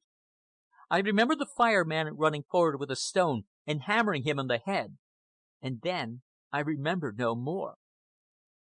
Also during my childhood, at this stage of the dream, did I wake up screaming with fright, to find often my mother or nurse, anxious and startled, by my bedside, passing soothing hands through my hair and telling me that they were there and that there was nothing to fear. My next dream, in the order of succession, begins always with the flight of Lop Ear and myself through the forest. The Fire Man and Broken Tooth and the tree of the tragedy are gone. Lop Ear and I, in a cautious panic, are fleeing through the trees. In my right leg is a burning pain, and from the flesh, protruding head and shaft from either side, is an arrow of the Fire Man. Not only did the pull and strain of it pain me severely, but it bothered my movements and made it impossible for me to keep up with Lop Ear. At last I gave up, crouching in the secure fork of a tree. Lop Ear went right on. I called to him, most plaintively, I remember, and he stopped and looked back. Then he returned to me, climbing into the fork and examining the arrow. He tried to pull it out, but one way the flesh resisted the barbed lead, and the other way it resisted the feathered shaft. Also it hurt grievously, and I stopped him. For some time we crouched there, Lop Ear nervous and anxious to be gone, perpetually and apprehensively peering this way and that, and myself whimpering softly and sobbing. Lop Ear was plainly in a funk, and yet his conduct in remaining by me, in spite of his fear, I take as a foreshadowing of the altruism and comradeship that have helped make man the mightiest of the animals. Once again Lop Ear tried to drag the arrow through the flesh, and I angrily stopped him. Then he bent down and began gnawing the shaft of the arrow with his teeth. As he did so, he held the arrow firmly in both hands so that it would not play about in the wound, and at the same time I held on to him. I often meditate upon this scene, the two of us half-grown cubs in the childhood of the race, and the one mastering his fear, beating down his selfish impulse of flight in order to stand by and succor the other. And there rises up before me all that there was there foreshadowed, and I see visions of Damon and Pythias, of life-saving crews and Red Cross nurses, of martyrs and leaders of forlorn hopes, of Father Damien, and of the Christ himself, and of all the men of earth, mighty of stature, whose strength may trace back to the elemental loins of Lop Ear and Big Tooth and other dim denizens of the younger world. When Lop Ear had chewed off the head of the arrow, the shaft was withdrawn easily enough. I started to go on, but this time it was he that stopped me. My leg was bleeding profusely. Some of the smaller veins had doubtless been ruptured. Running out to the end of a branch, Lop Ear gathered a handful of green leaves. These he stuffed into the wound. They accomplished the purpose, for the bleeding soon stopped. Then we went on together back to the safety of the caves. End of chapter 7. Chapter 8. Well do I remember that first winter after I had left home. I have long dreams of sitting shivering in the cold. Lop Ear and I sit close together, with our arms and legs about each other, blue-faced with chattering teeth. It got particularly crisp along toward morning. In those chill early hours we slept little, huddling together in numb misery, and waiting for the sunrise in order to get warm. When we went outside there was a crackle of frost underfoot. One morning we discovered ice on the surface of the quiet water in the eddy, where was the drinking place, and there was a great how do you do about it. Old Marrowbone was the oldest member of the horde, and he had never seen anything like it before. I remember the worried, plaintive look that came into his eyes as he examined the ice. This plaintive look always came into our eyes when we did not understand a thing, or when we felt the prod of some vague and inexpressible desire. Red Eye, too, when he investigated the ice, looked bleak and plaintive, and stared across the river into the northeast, as though in some way he connected the Fire People with this latest happening. But we found ice only on that one morning, and that was the coldest winter we experienced. I have no memory of other winters when it was so cold. I have often thought that the cold winter was a forerunner of the countless cold winters to come, as the ice sheet from farther north crept down over the face of the land. But we never saw that ice sheet. Many generations must have passed before the descendants of the horde migrated south, or remained and adapted themselves to the changed conditions. Life was hit or miss and happy-go-lucky with us. Little was ever planned, and less was executed. We ate when we were hungry, drank when we were thirsty, avoided our carnivorous enemies, took shelter in the caves at night, and for the rest just sort of played along through life. We were very curious, easily amused, and full of tricks and pranks. There was no seriousness about us, except when we were in danger or were angry, in which cases the one was quickly forgotten, and the other as quickly got over. We were inconsecutive, illogical, and inconsequential. We had no steadfastness of purpose, and it was here that the Fire People were ahead of us. They possessed all these things of which we possessed so little. Occasionally, however, especially in the realm of the emotions, we were capable of long-cherished purpose. The faithfulness of the monogamic couples I have referred to may be explained as a matter of habit. But my long desire for the Swift One cannot be so explained, any more than can be explained the undying enmity between me and Red Eye. But it was our inconsequentiality and stupidity that especially distresses me when I look back upon that life in the long ago. Once I found a broken gourd which happened to lie right side up and which had been filled with the rain. The water was sweet, and I drank it. I even took the gourd down to the stream and filled it with more water, some of which I drank, and some of which I poured over Lop Ear. And then I threw the gourd away. It never entered my head to fill the gourd with water and carry it into my cave. Yet often I was thirsty at night, especially after eating wild onions and watercress, and no one ever dared leave the caves at night for a drink. Another time I found a dry gourd, inside of which the seeds rattled. I had fun with it for a little while, but it was a plaything, nothing more. And yet it was not long after this that the using of gourds for storing water became the general practice of the horde. But I was not the inventor. The honor was due to old Marrowbone, and it is fair to assume that it was the necessity of his great age that brought about the innovation. At any rate, the first member of the horde to use gourds was Marrowbone. He kept a supply of drinking water in his cave, which cave belonged to his son, the Hairless One, who permitted him to occupy a corner of it. We used to see Marrowbone filling his gourd at the drinking place and carrying it carefully up to his cave.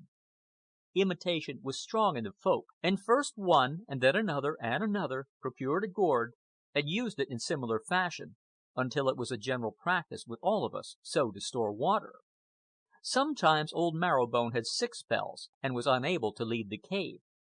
Then it was that the Hairless One filled the gourd for him. A little later the Hairless One deputed the task to Longlip, his son. And after that, even when Marrowbone was well again, Longlip continued carrying water for him. By and by, except on unusual occasions, the men never carried any water at all, leaving the task to the women and larger children. Lop Ear and I were independent. We carried water only for ourselves, and we often mocked the young water carriers when they were called away from play to fill the gourds. Progress was slow with us. We played through life, even the adults, much in the same way that children play, and we played as none of the other animals played. What little we learned was usually in the course of play, and was due to our curiosity and keenness of appreciation. For that matter, the one big invention of the horde during the time I lived with it was the use of gourds. At first we stored only water in the gourds, in imitation of old Marrowbone. But one day some one of the women, I do not know which one, filled the gourd with blackberries and carried it to her cave. In no time all the women were carrying berries and nuts and roots in the gourds. This idea, once started, had to go on. Another evolution of the carrying receptacle was due to women. Without doubt, some woman's gourd was too small, or else she had forgotten her gourd. But be that as it may, she bent two great leaves together, pinning the seams with twigs, and carried home a bigger quantity of berries than could have been contained in the largest gourd. So far we got, and no farther in the transportation of supplies during the years I lived with the Folk. It never entered anybody's head to weave a basket out of willow withes. Sometimes the men and women tied tough vines about the bundles of ferns and branches that they carried to the caves to sleep upon. Possibly in 10 or 20 generations we might have worked up to the weaving of baskets. And of this one thing is sure. If once we wove withes into baskets, the next and inevitable step would have been in the weaving of cloth.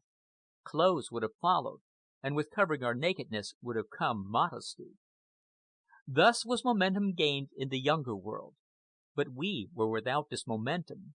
We were just getting started, and we could not go far in a single generation. We were without weapons, without fire, and in the raw beginnings of speech. The device of writing lay so far in the future that I am appalled when I think of it. Even I was once on the verge of a great discovery. To show you how fortuitous was development in those days, let me state that had it not been for the gluttony of Lop Ear, I might have brought about the domestication of the dog. And this was something that the Fire People who lived to the northeast had not yet achieved. They were without dogs, for I knew this from observation. But let me tell you how Lop Ear's gluttony possibly set back our social development many generations. Well to the west of our caves was a great swamp, but to the south lay a stretch of low, rocky hills. These were little frequented for two reasons. First of all, there was no food there of the kind we ate. And next, those rocky hills were filled with the lairs of carnivorous beasts. But Lop Ear and I strayed over to the hills one day. We would have not strayed had we not been teasing a tiger. Please do not laugh. It was old Saber-Tooth himself. We were perfectly safe. We chanced upon him in the forest early in the morning, and from the safety of the branches overhead we chattered down at him our dislike and hatred. And from branch to branch and from tree to tree we followed overhead, making an infernal row and warning all the forest dwellers that old Saber-Tooth was coming. We spoiled his hunting for him anyway, and we made him good and angry. He snarled at us and lashed his tail, and sometimes he paused and stared up at us quietly for a long time, as if debating in his mind some way by which he could get hold of us.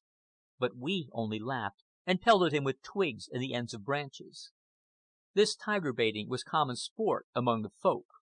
Sometimes half the horde would follow from overhead a tiger or lion that had ventured out in the daytime.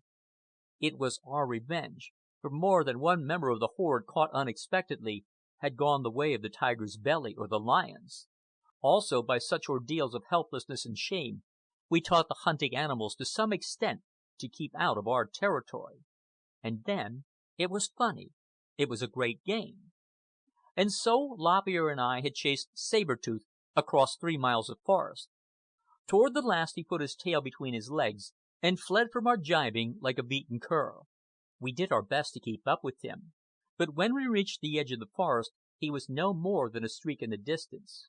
I don't know what prompted us, unless it was curiosity, but after playing around a while, Lop Ear and I ventured across the open ground to the edge of the rocky hills. We did not go far. Possibly at no time were we more than 100 yards from the trees. Coming around a sharp corner of rock, we went very carefully, because we did not know what we might encounter. We came upon 3 puppies playing in the sun. They did not see us, and we watched them for some time.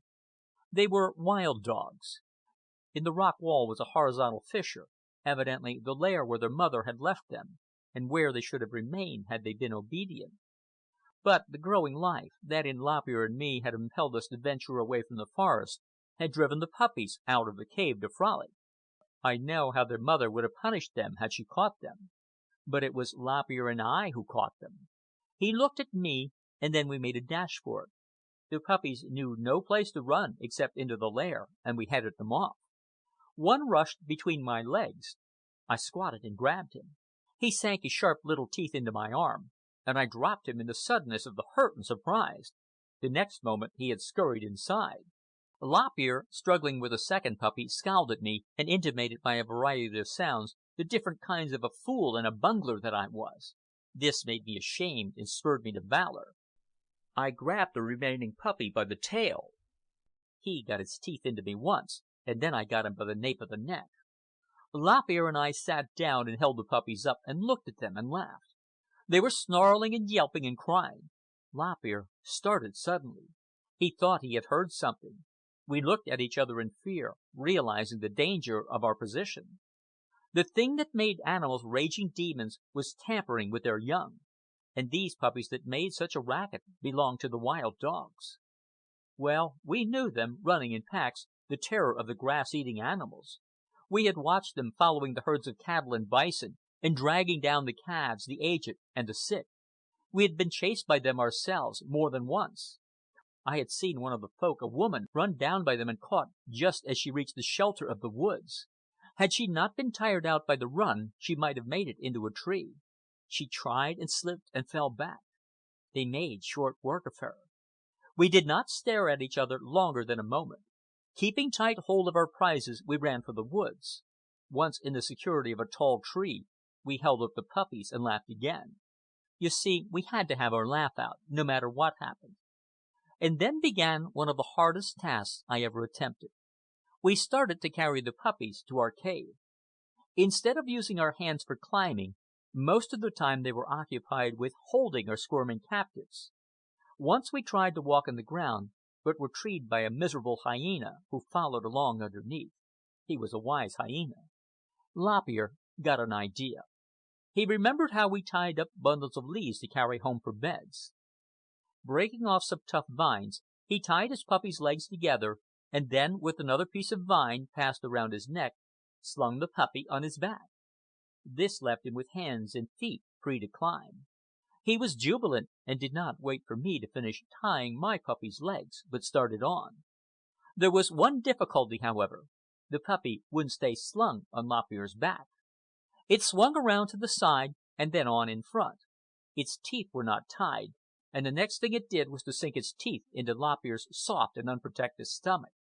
He let out a scream, nearly fell, and clutched a branch violently with both hands to save himself. The vine around his neck broke, and the puppy, its 4 legs still tied, dropped to the ground. The hyena proceeded to dine. Lop Ear was disgusted and angry. He abused the hyena, and then went off alone through the trees. I had no reason that I knew for wanting to carry the puppy to the cave, except that I wanted to, and I stayed by my task. I made the work a great deal easier by elaborating on Lop Ear's idea. Not only did I tie the puppy's legs, but I thrust a stick through his jaws and tied them together securely. At last I got the puppy home. I imagine I had more pertinacity than the average folk, or else I should not have succeeded. They laughed at me when they saw me lugging the puppy up to my high little cave, but I did not mind. Success crowned my efforts, and there was the puppy. He was a plaything such as none of the folk possessed. He learned rapidly. When I played with him and he bit me, I boxed his ears, and then he did not try again to bite for a long time. I was quite taken up with him. He was something new, and it was a characteristic of the folk to like new things. When I saw that he refused fruits and vegetables, I caught birds for him and squirrels and young rabbits. We folks were meat eaters as well as vegetarians, and we were adept at catching small game. The puppy ate the meat and thrived. As well as I can estimate, I must have had him over a week. And then, coming back to the cave one day with a nestful of young hatched pheasants, I found Lop Ear had killed the puppy and was just beginning to eat him. I sprang for Lop Ear. The cave was small, and we went at it tooth and nail. And thus, in a fight, ended one of the earliest attempts to domesticate the dog. We pulled hair out in handfuls and scratched and bit and gouged. Then we sulked and made up. After that, we ate the puppy. Raw? Yes, we had not yet discovered fire. Our evolution into cooking animals lay in the tight-rolled scroll of the future. End of Chapter 8. Chapter 9. Red Eye was an atavism. He was the great discordant element in our horde. He was more primitive than any of us. He did not belong with us, yet we were still so primitive ourselves that we were incapable of a cooperative effort strong enough to kill him or cast him out. Rude as was our social organization, he was, nevertheless, too rude to live in it. He tended always to destroy the horde by his unsocial acts. He was really a reversion to an earlier type, and his place was with the Tree People rather than with us who were in the process of becoming men.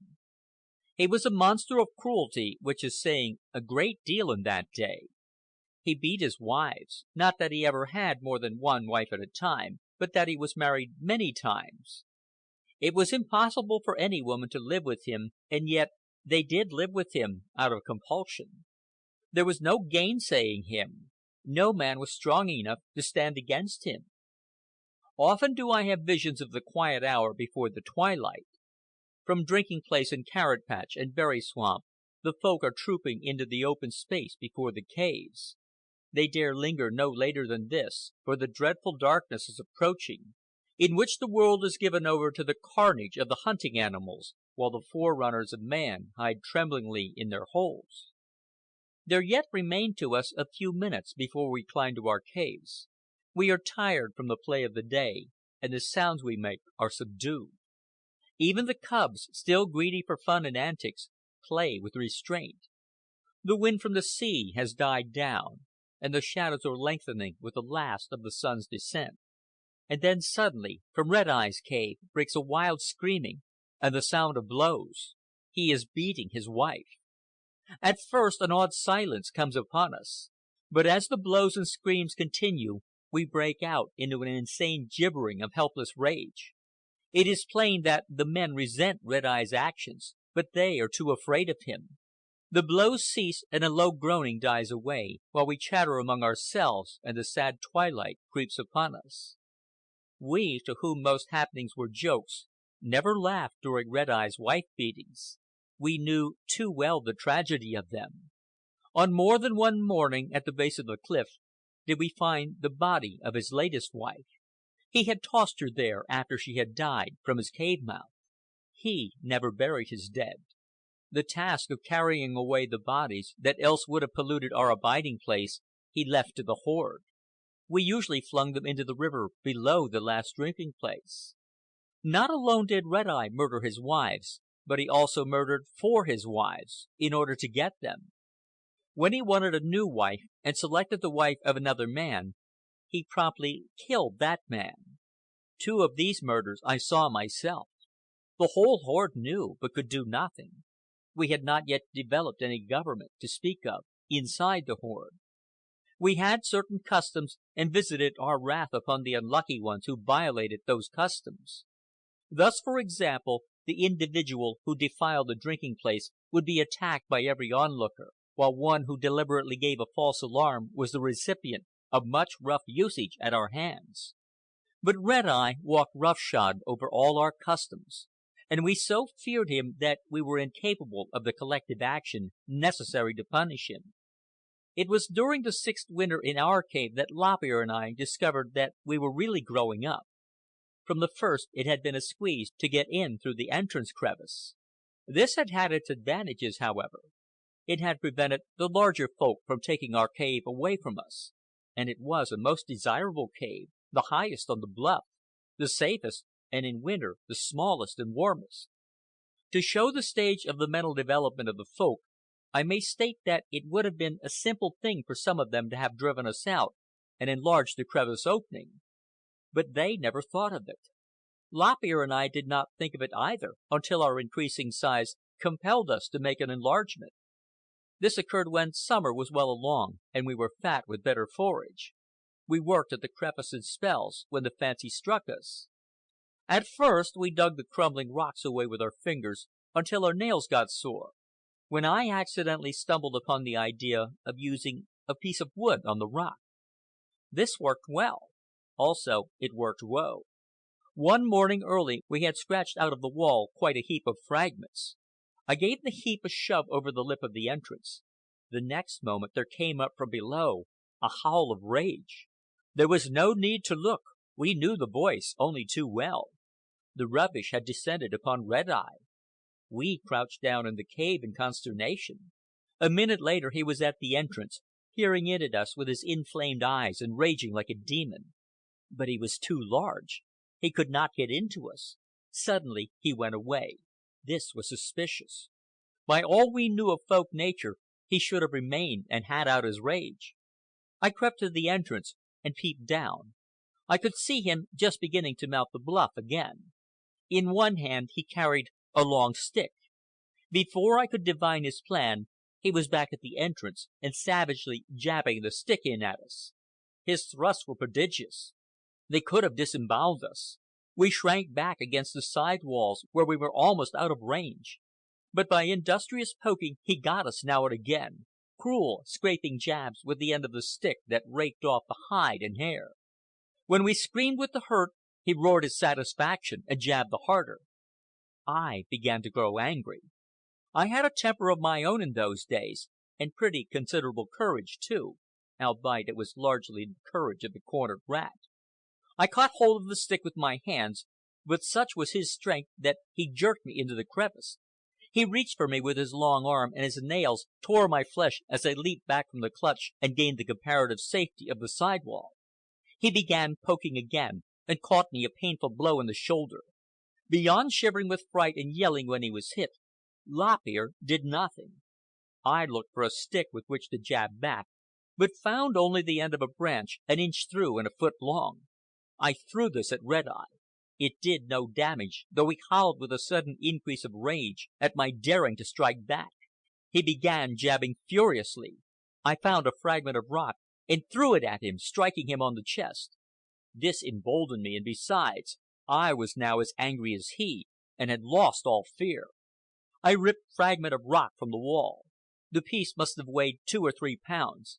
With my strength, I slammed it full into Red Eye's face. It nearly finished him.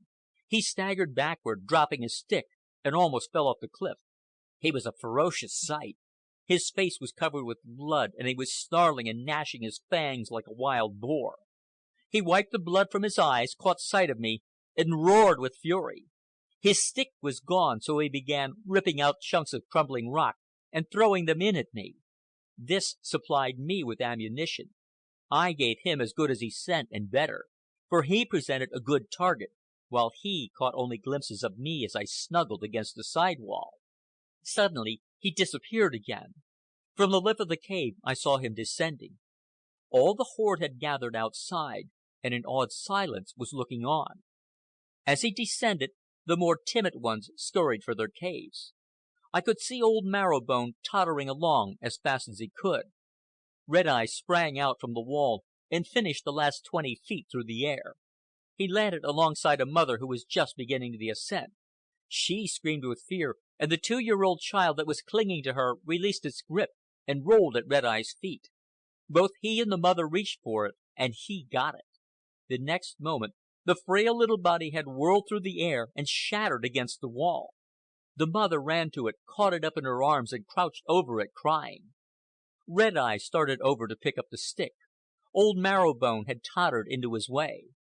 Red Eye's great hand shot out and clutched the old man by the back of the neck. I looked to see his neck broken. His body went limp as he surrendered himself to his fate. Red Eye hesitated a moment, and Marrowbone, shivering terribly, bowed his head and covered his face with his crossed arms. Then Red Eye slammed him face downward to the ground. Old Marrowbone did not struggle. He lay there crying with the fear of death.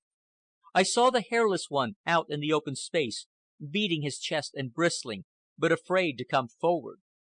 And then, in obedience to some whim of his erratic spirit, Red Eye let the old man alone and passed on and recovered the stick.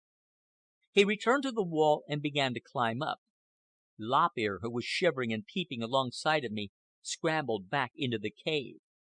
It was plain that Red Eye was bent upon murder. I was desperate and angry and fairly cool.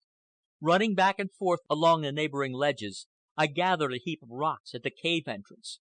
Red Eye was now several yards beneath me, concealed for the moment by an outjut of the cliff. As he climbed, his head came into view, and I banged a rock down. It missed, striking the wall and shattering, but the flying dust and grit filled his eyes, and he drew back out of view. A chuckling and chattering arose from the horde that played the part of audience. At last there was one of the folk who dared to face Red Eye. As their approval and acclamation arose on the air, Red Eye snarled down at them, and on the instant they were subdued to silence. Encouraged by this evidence of his power, he thrust his head into view, and by scowling and snarling and gnashing his fangs, tried to intimidate me. He scowled horribly, contracting the scalp strongly over the brows, and bringing the hair down from the top of the head until each hair stood apart and pointed straight forward. The sight chilled me, but I mastered my fear, and with a stone poised in my hand, threatened him back. He still tried to advance. I drove the stone down at him and made a sheer miss. The next shot was a success. The stone struck him on the neck. He slipped back out of sight, but as he disappeared, I could see him clutching for a grip on the wall with one hand, and with the other clutching at his throat. The stick fell clattering to the ground. I could not see him any more, though I could hear him choking and strangling and coughing. The audience kept a death-like silence. I crouched on the lip of the entrance and waited. The strangling and coughing died down, and I could hear him now and again clearing his throat. A little later he began to climb down. He went very quietly, pausing every moment or so to stretch his neck or to feel it with his hand. At the sight of him descending, the whole horde, with wild screams and yells, stampeded for the woods. Old Marrowbone, hobbling and tottering, followed behind. Red Eye took no notice of the flight. When he reached the ground, he skirted the base of the bluff and climbed up and into his own cave. He did not look around once. I stared at Lop Ear, and he stared back. We understood each other. Immediately, and with great caution and quietness, we began climbing up the cliff. When we reached the top, we looked back. The abiding place was deserted. Red Eye remained in his cave, and the horde had disappeared in the depths of the forest. We turned and ran. We dashed across the open spaces and down the slopes, unmindful of possible snakes in the grass, until we reached the woods. Up into the trees we went, and on, swinging our arboreal flight until we had put miles between us and the caves. And then, and not till then, in the security of a great fork, we paused, looking at each other, and began to laugh. We held on to each other, arms and legs, our eyes streaming tears, our sides aching, and laughed and laughed and laughed. End of chapter 9. Chapter 10. After we had had out our laugh, Lop Ear and I curved back on our flight and got breakfast in the blueberry swamp. It was the same swamp to which I had made my first journeys in the world years before, accompanied by my mother. I had seen little of her in the intervening time. Usually when she visited the horde at the caves, I was away in the forest. I had once or twice caught glimpses of the Chatterer in the open space, and had had the pleasure of making faces at him and angering him from the mouth of my cave. Beyond such amenities, I had left my family severely alone. I was not much interested in it, and anyway, I was doing very well by myself. After eating our fill of berries and 2 nestfuls of partly hatched quail eggs for dessert, Lop Ear and I wandered circumspectly into the woods toward the river. Here was where stood my old tree home, out of which I had been thrown by the Chatterer. It was still occupied. There had been increase in the family. Clinging tight to my mother was a little baby. Also, there was a girl, partly grown, who cautiously regarded us from one of the lower branches. She was evidently my sister, or half-sister, rather. My mother recognized me, but she warned me away when I started to climb into the tree. Lop Ear, who was more cautious by far than I, beat a retreat, nor could I persuade him to return.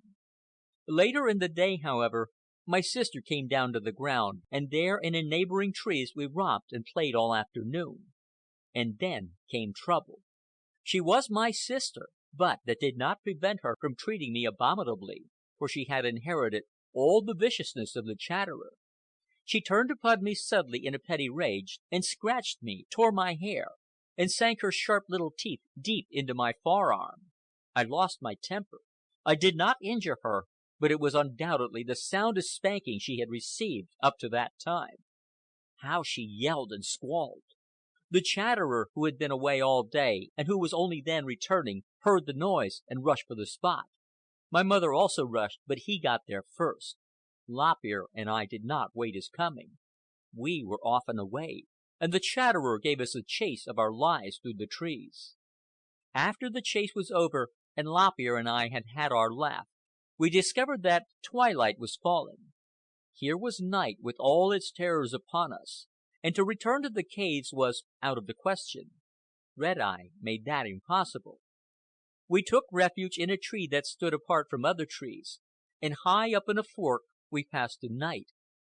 It was a miserable night. For the first few hours it rained heavily, then it turned cold and a chill wind blew upon us.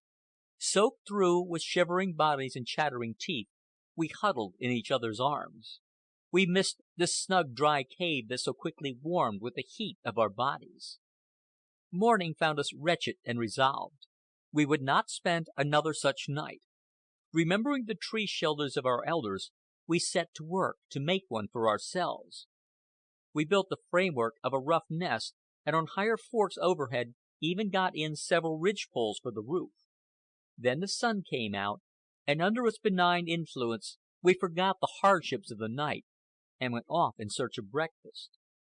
After that, to show the inconsequentiality of life in those days, we fell to playing. It must have taken us all of a month, working intermittently, to make our tree house, and then, when it was completed, we never used it again. But I run ahead of my story. When we fell to playing, after breakfast, on the second day away from the caves, Lop Ear led me a chase through the trees and down to the river. We came out upon it where a large slough entered from the blueberry swamp. The mouth of this slough was wide, while the slough itself was practically without a current. In the dead water, just inside its mouth, lay a tangled mass of tree trunks. Some of these, what of the wear and tear of freshets and of being stranded long summers on sandbars, were seasoned and dry and without branches. They floated high in the water, and bobbed up and down or rolled over when we put our weight upon them. Here and there between the trunks were water cracks, and through them we could see schools of small fish like minnows darting back and forth. Lop Ear and I became fishermen at once. Lying flat on the logs, keeping perfectly quiet, waiting till the minnows came close, we would make swift passes with our hands. Our prizes we ate on the spot, wriggling and moist. We did not notice the lack of salt. The mouth of the slough became our favorite playground. Here we spent many hours each day, catching fish and playing on the logs, and here one day we learned our first lessons in navigation. The log on which Lop Ear was lying got adrift. He was curled up on his side, asleep. A light fan of air slowly drifted the log away from the shore, and when I noticed his predicament, the distance was already too great for him to leap. At first the episode seemed merely funny to me. But when one of the vagrant impulses of fear, common in that age of perpetual insecurity, moved within me, I was struck with my own loneliness. I was made suddenly aware of Lop Ear's remoteness out there on that alien element a few feet away. I called loudly to him a warning cry. He awoke frightened, and shifted his weight rashly on the log. It turned over, sousing him under. 3 times again it soused him under as he tried to climb out upon it. Then he succeeded, crouching upon it and chattering with fear. I could do nothing, nor could he. Swimming was something of which we knew nothing. We were already too far removed from the lower life forms to have the instinct for swimming, and we had not yet become sufficiently manlike to undertake it as the working out of a problem. I roamed disconsolately up and down the bank, keeping as close to him in his involuntary travels as I could, while he wailed and cried, till it was a wonder that he did not bring down upon us every hunting animal within a mile. The hours passed. The sun climbed overhead and began its descent to the west. The light wind died down and left Lop Ear on his log floating around 100 feet away. And then somehow, I know not how, Lop Ear made the great discovery. He began paddling with his hands. At first his progress was slow and erratic. Then he straightened out and began laboriously to paddle nearer and nearer. I could not understand. I sat down and watched, and waited until he gained the shore. But he had learned something which was more than I had done. Later in the afternoon he deliberately launched out from shore on the log. Still later he persuaded me to join him, and I, too, learned the trick of paddling. For the next several days we could not tear ourselves away from the slough. So absorbed were we in our new game that we almost neglected to eat. We even roosted in a nearby tree at night, and we forgot that Red Eye existed. We were always trying new logs, and we learned that the smaller the log, the faster we could make it go. Also we learned that the smaller the log, the more liable it was to roll over and give us a ducking. Still another thing about small logs we learned.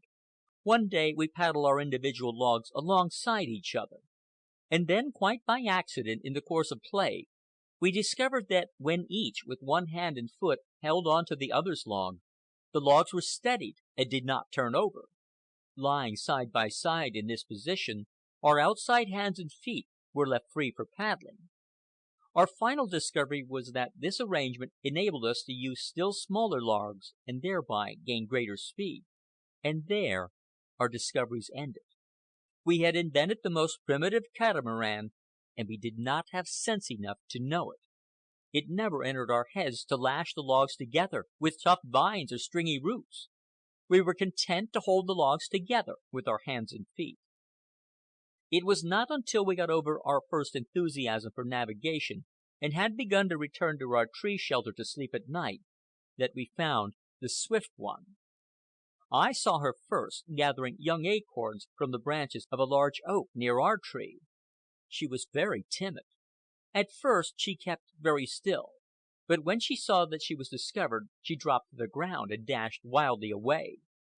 We caught occasional glimpses of her from day to day, and came to look for her when we traveled back and forth between our tree and the mouth of the slough.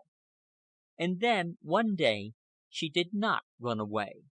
She waited our coming and made soft peace sounds. We could not get very near, however. When we seemed to approach too close, she darted suddenly away, and from a safe distance uttered the soft sounds again. This continued for some days. It took a long while to get acquainted with her, but finally it was accomplished, and she joined us sometimes in our play. I liked her from the first. She was of the most pleasing appearance. She was very mild. Her eyes were the mildest I had ever seen. In this she was quite unlike the rest of the girls and women of the folk who were born viragos. She never made harsh, angry cries, and it seemed to be her nature to flee away from trouble rather than to remain and fight. The mildness I have mentioned seemed to emanate from her whole being. Her bodily as well as facial appearance was the cause of this. Her eyes were larger than most of her kind, and they were not so deep set, while the lashes were longer and more regular. Nor was her nose so thick and squat. It had quite a bridge, and the nostrils opened downward. Her incisors were not large, nor was her upper lip long and down-hanging, nor her lower lip protruding.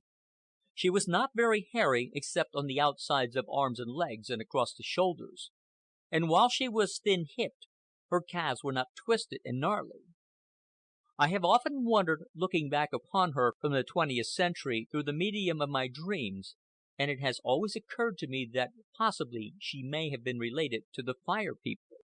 Her father or mother might well have come from that higher stock. While such things were not common, still they did occur, and I have seen the proof of them with my own eyes, even to the extent of members of the horde turning renegade and going to live with the Tree People. All of which is neither here nor there.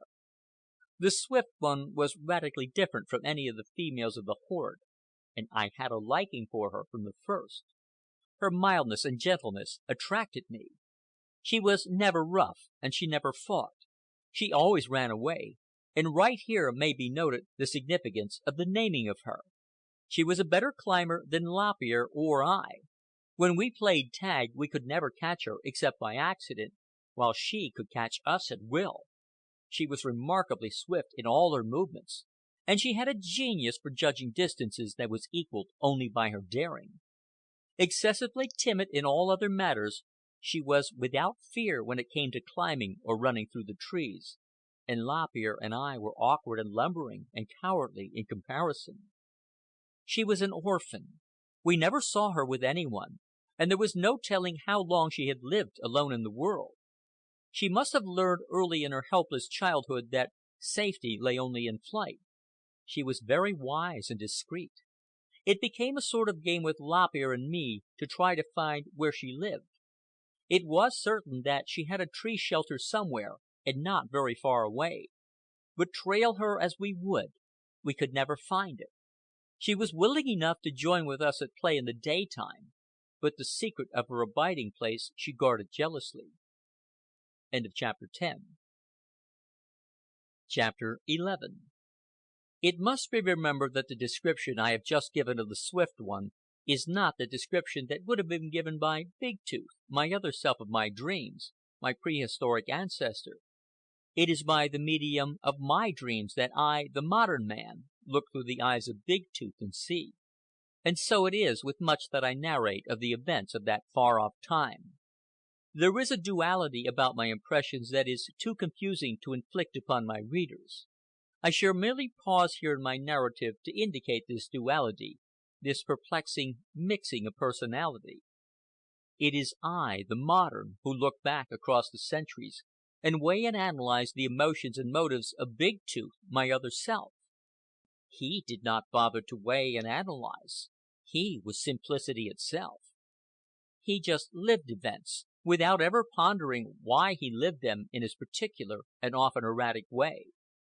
As I, my real self, grew older, I entered more and more into the substance of my dreams. One may dream, and even in the midst of the dream be aware that he is dreaming. And if the dream be bad, comfort himself with the thought that it is only a dream. This is a common experience with all of us. And so it was that I, the modern, often entered into my dreaming, and in the consequent strange dual personality, was both actor and spectator. And right often have I, the modern, been perturbed and vexed by the foolishness, illogic, obtuseness, and general all-around stupendous stupidity of myself, the primitive. And one more thing before I end this digression. Have you ever dreamed that you dreamed? Dogs dream, horses dream, all animals dream.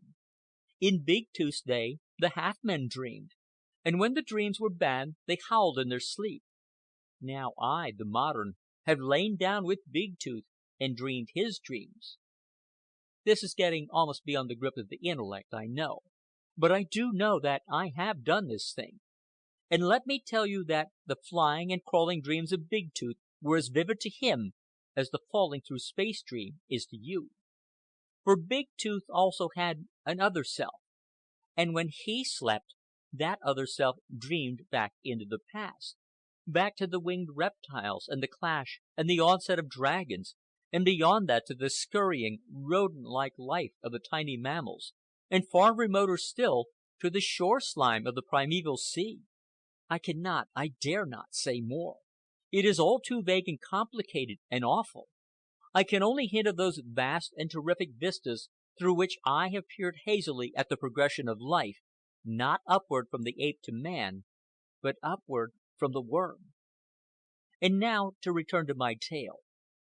I, Big Tooth, knew not the Swift One as a creature of finer facial and bodily symmetry, with long lashed eyes and a bridge to her nose and down-opening nostrils that made toward beauty. I knew her only as the mild-eyed young female who made soft sounds and did not fight. I liked to play with her, I knew not why, to seek food in her company, and to go bird-nesting with her. And I must confess she taught me things about tree climbing. She was very wise, very strong, and no clinging skirts impeded her movements. It was about this time that a slight defection arose on the part of Lop Ear. He got into the habit of wandering off in the direction of the tree where my mother lived.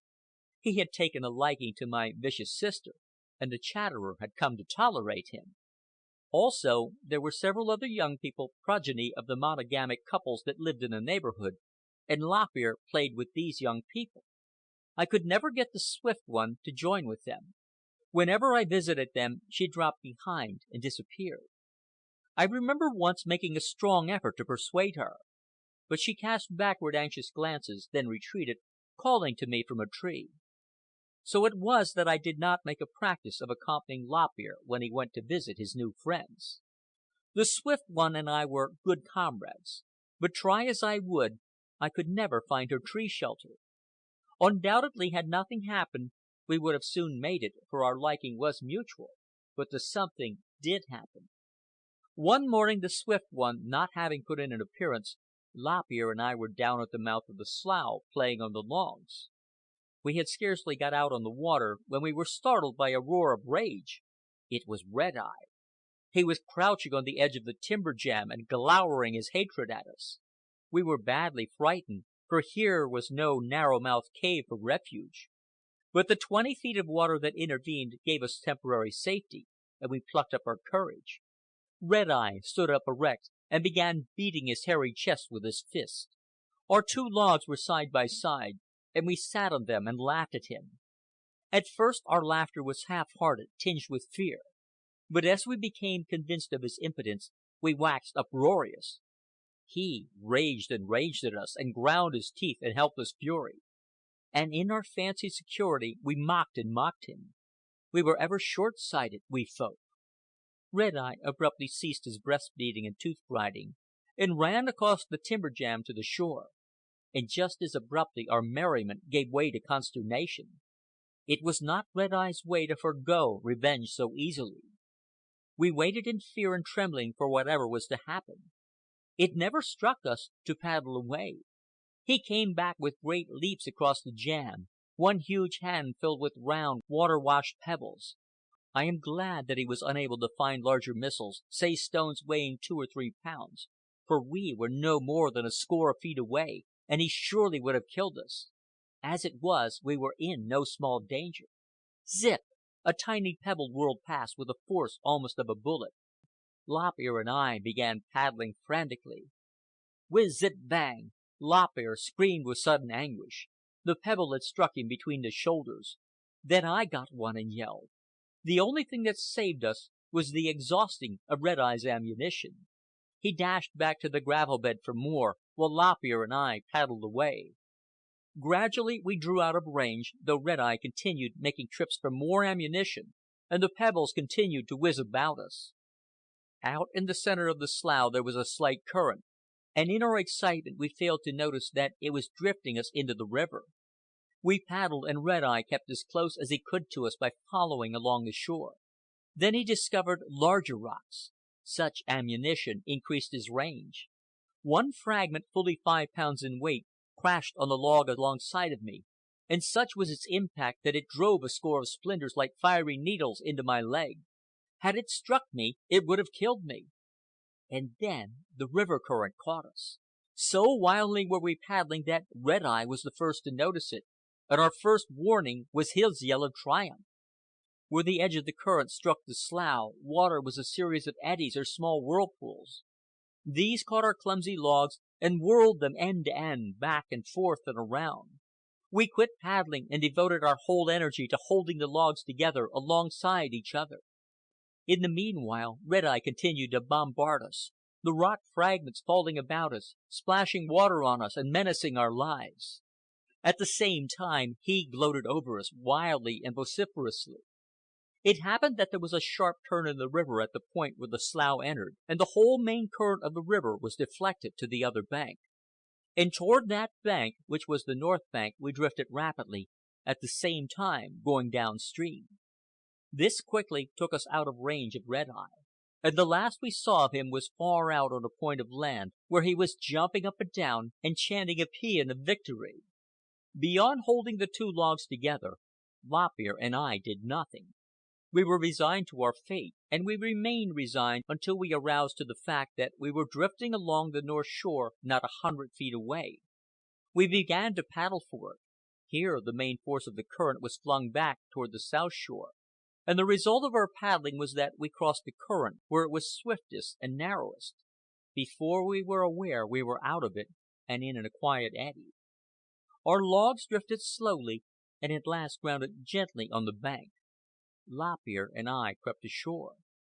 The logs drifted on out of the eddy and swept away down the stream. We looked at each other, but we did not laugh.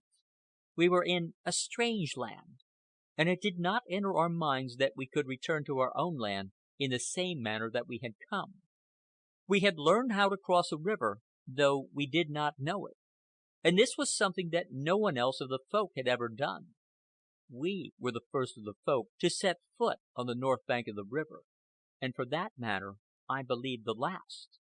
That they would have done so in the time to come is undoubted, but the migration of the Fire People and the consequent migration of the survivors of the Folk set back our evolution for centuries. Indeed, there is no telling how disastrous was to be the outcome of the Fire People's migration. Personally, I am prone to believe that it brought about the destruction of the Folk, that we, a branch of lower life budding toward the human, were nipped short off and perished down by the roaring surf where the river entered the sea. Of course, in such an eventuality, I remain to be accounted for, but I outrun my story, and such accounting will be made before I am done. End of chapter 11. Chapter 12. I have no idea how long Lop Ear and I wandered in the land north of the river. We were like mariners wrecked on a desert isle, so far as concerned the likelihood of our getting home again. We turned our backs upon the river, and for weeks and months adventured in that wilderness where there were no folk. It is very difficult for me to reconstruct our journeying, and impossible to do it from day to day. Most of it is hazy and indistinct, though here and there I have vivid recollections of things that happened. Especially do I remember the hunger we endured on the mountains between Long Lake and Far Lake, and the calf we caught sleeping in the thicket. Also, there are the Tree People who dwelled in the forest between Long Lake and the mountains. It was they who chased us into the mountains and compelled us to travel on to Far Lake. First, after we left the river, we worked toward the west till we came to a small stream that flowed through marshlands. Here we turned away toward the north, skirting the marshes, and after several days arriving at what I have called Long Lake. We spent some time around its upper end, where we found food in plenty, and then, one day in the forest, we ran foul of the Tree People. These creatures were ferocious apes, nothing more, and yet they were not so different from us. They were more hairy, it is true. Their legs were a trifle more twisted and gnarly, their eyes a bit smaller, their necks a bit thicker and shorter, and their nostrils slightly more like orifices in a sunken surface. But they had no hair on their faces and on the palms of their hands and the soles of their feet, and they made sounds similar to ours, with somewhat similar meanings. After all, the Tree People and the Folk were not so unlike. I found him first a little withered, dried-up old fellow, wrinkly-faced and bleary-eyed and tottery. He was legitimate prey. In our world there was no sympathy between the kinds, and he was not our kind. He was a tree man, and he was very old. He was sitting at the foot of a tree, evidently his tree, for we could see the tattered nest in the branches in which he slept at night. I pointed him out to Lop Ear, and we made a rush for him. He started to climb, but was too slow. I caught him by the leg and dragged him back. Then we had fun. We pinched him, pulled his hair, tweaked his ears, and poked twigs into him, and all the while we laughed with streaming eyes. His futile anger was most absurd. He was a comical sight, striving to fan into flame the cold ashes of his youth, to resurrect his strength dead and gone through the oozing of the years, making woeful faces in place of the ferocious ones he intended, grinding his worn teeth together, beating his meagre chest with feeble fists. Also, he had a cough, and he gasped and hacked and spluttered prodigiously. Every time he tried to climb the tree, we pulled him back, until at last he surrendered to his weakness and did no more than sit and weep. And Lop Ear and I sat with him, our arms around each other, and laughed at his wretchedness. From weeping he went to whining, and from whining to wailing, until at last he achieved a scream. This alarmed us, but the more we tried to make him cease, the louder he screamed. And then from not far away in the forest came a geck, geck to our ears. To this there were answering cries, several of them, and from very far off we could hear a big bass geck, geck, geck. Also the woo-woo call was rising in the forest all around us. Then came the chase. It seemed it would never end. They raced us through the trees, the whole tribe of them, and nearly caught us. We were forced to take to the ground, and here we had the advantage, for they were truly the Tree People, and while they outclimbed us, we outfooted them on the ground. We broke away toward the north, the tribe howling on our track. Across the open spaces we gained, and in the brush they caught up with us, and more than once it was nip and tuck. And as the chase continued, we realized that we were not their kind either, and that the bonds between us were anything but sympathetic. They ran us for hours. The forest seemed interminable. We kept to the glades as much as possible, but they always ended in more thick forest. Sometimes we thought we had escaped and sat down to rest, but always before we could recover our breath, we would hear the hateful woo-woo cries and the terrible geck, geck, geck. This latter sometimes terminated in a savage ha-ha-ha-ha, and in this fashion were we hunted through the forest by the exasperated Tree People. At last, by mid-afternoon, the slopes began rising higher and higher, and the trees were becoming smaller.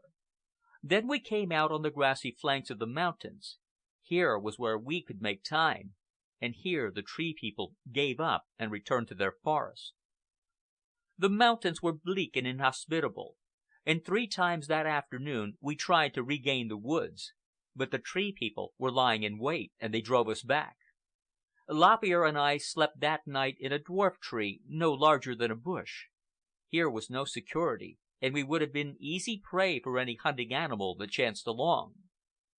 In the morning, what of our new-gained respect for the Tree People, we faced into the mountains. That we had no definite plan or even idea, I am confident. We were merely driven on by the danger we had escaped. Of our wanderings through the mountains I have only misty memories. We were in that bleak region many days, and we suffered much, especially from fear. It was all so strange and new. Also, we suffered from the cold, and later from hunger. It was a desolate land of rocks and foaming streams and clattering cataracts. We climbed and descended mighty canyons and gorges, and ever, from every viewpoint, there spread out before us, in all directions, range upon range, the unceasing mountains. We slept at night in holes and crevices, and on one cold night we perched on top a slender pinnacle of rock that was almost like a tree. And then at last, one hot midday, dizzy with hunger, we gained the divide. From this high backbone of earth to the north, across the diminishing, downfalling ranges, we caught a glimpse of a far lake. The sun shone upon it, and about it were open, level grasslands, while to the eastward we saw the dark line of a wide-stretching forest. We were 2 days in gaining the lake, and we were weak with hunger, but on its shore, sleeping snugly in a thicket, we found a part-grown calf. It gave us much trouble, for we knew no other way to kill than with our hands. When we had gorged our fill, we carried the remainder of the meat to the eastward forest and hid it in a tree. We never returned to that tree, for the shore of the stream that drained Far Lake was packed thick with salmon that had come up from the sea to spawn. Westward from the lake stretched the grasslands, and here were multitudes of bison and wild cattle. Also were there many packs of wild dogs, and as there were no trees, it was not a safe place for us. We followed north along the stream for days.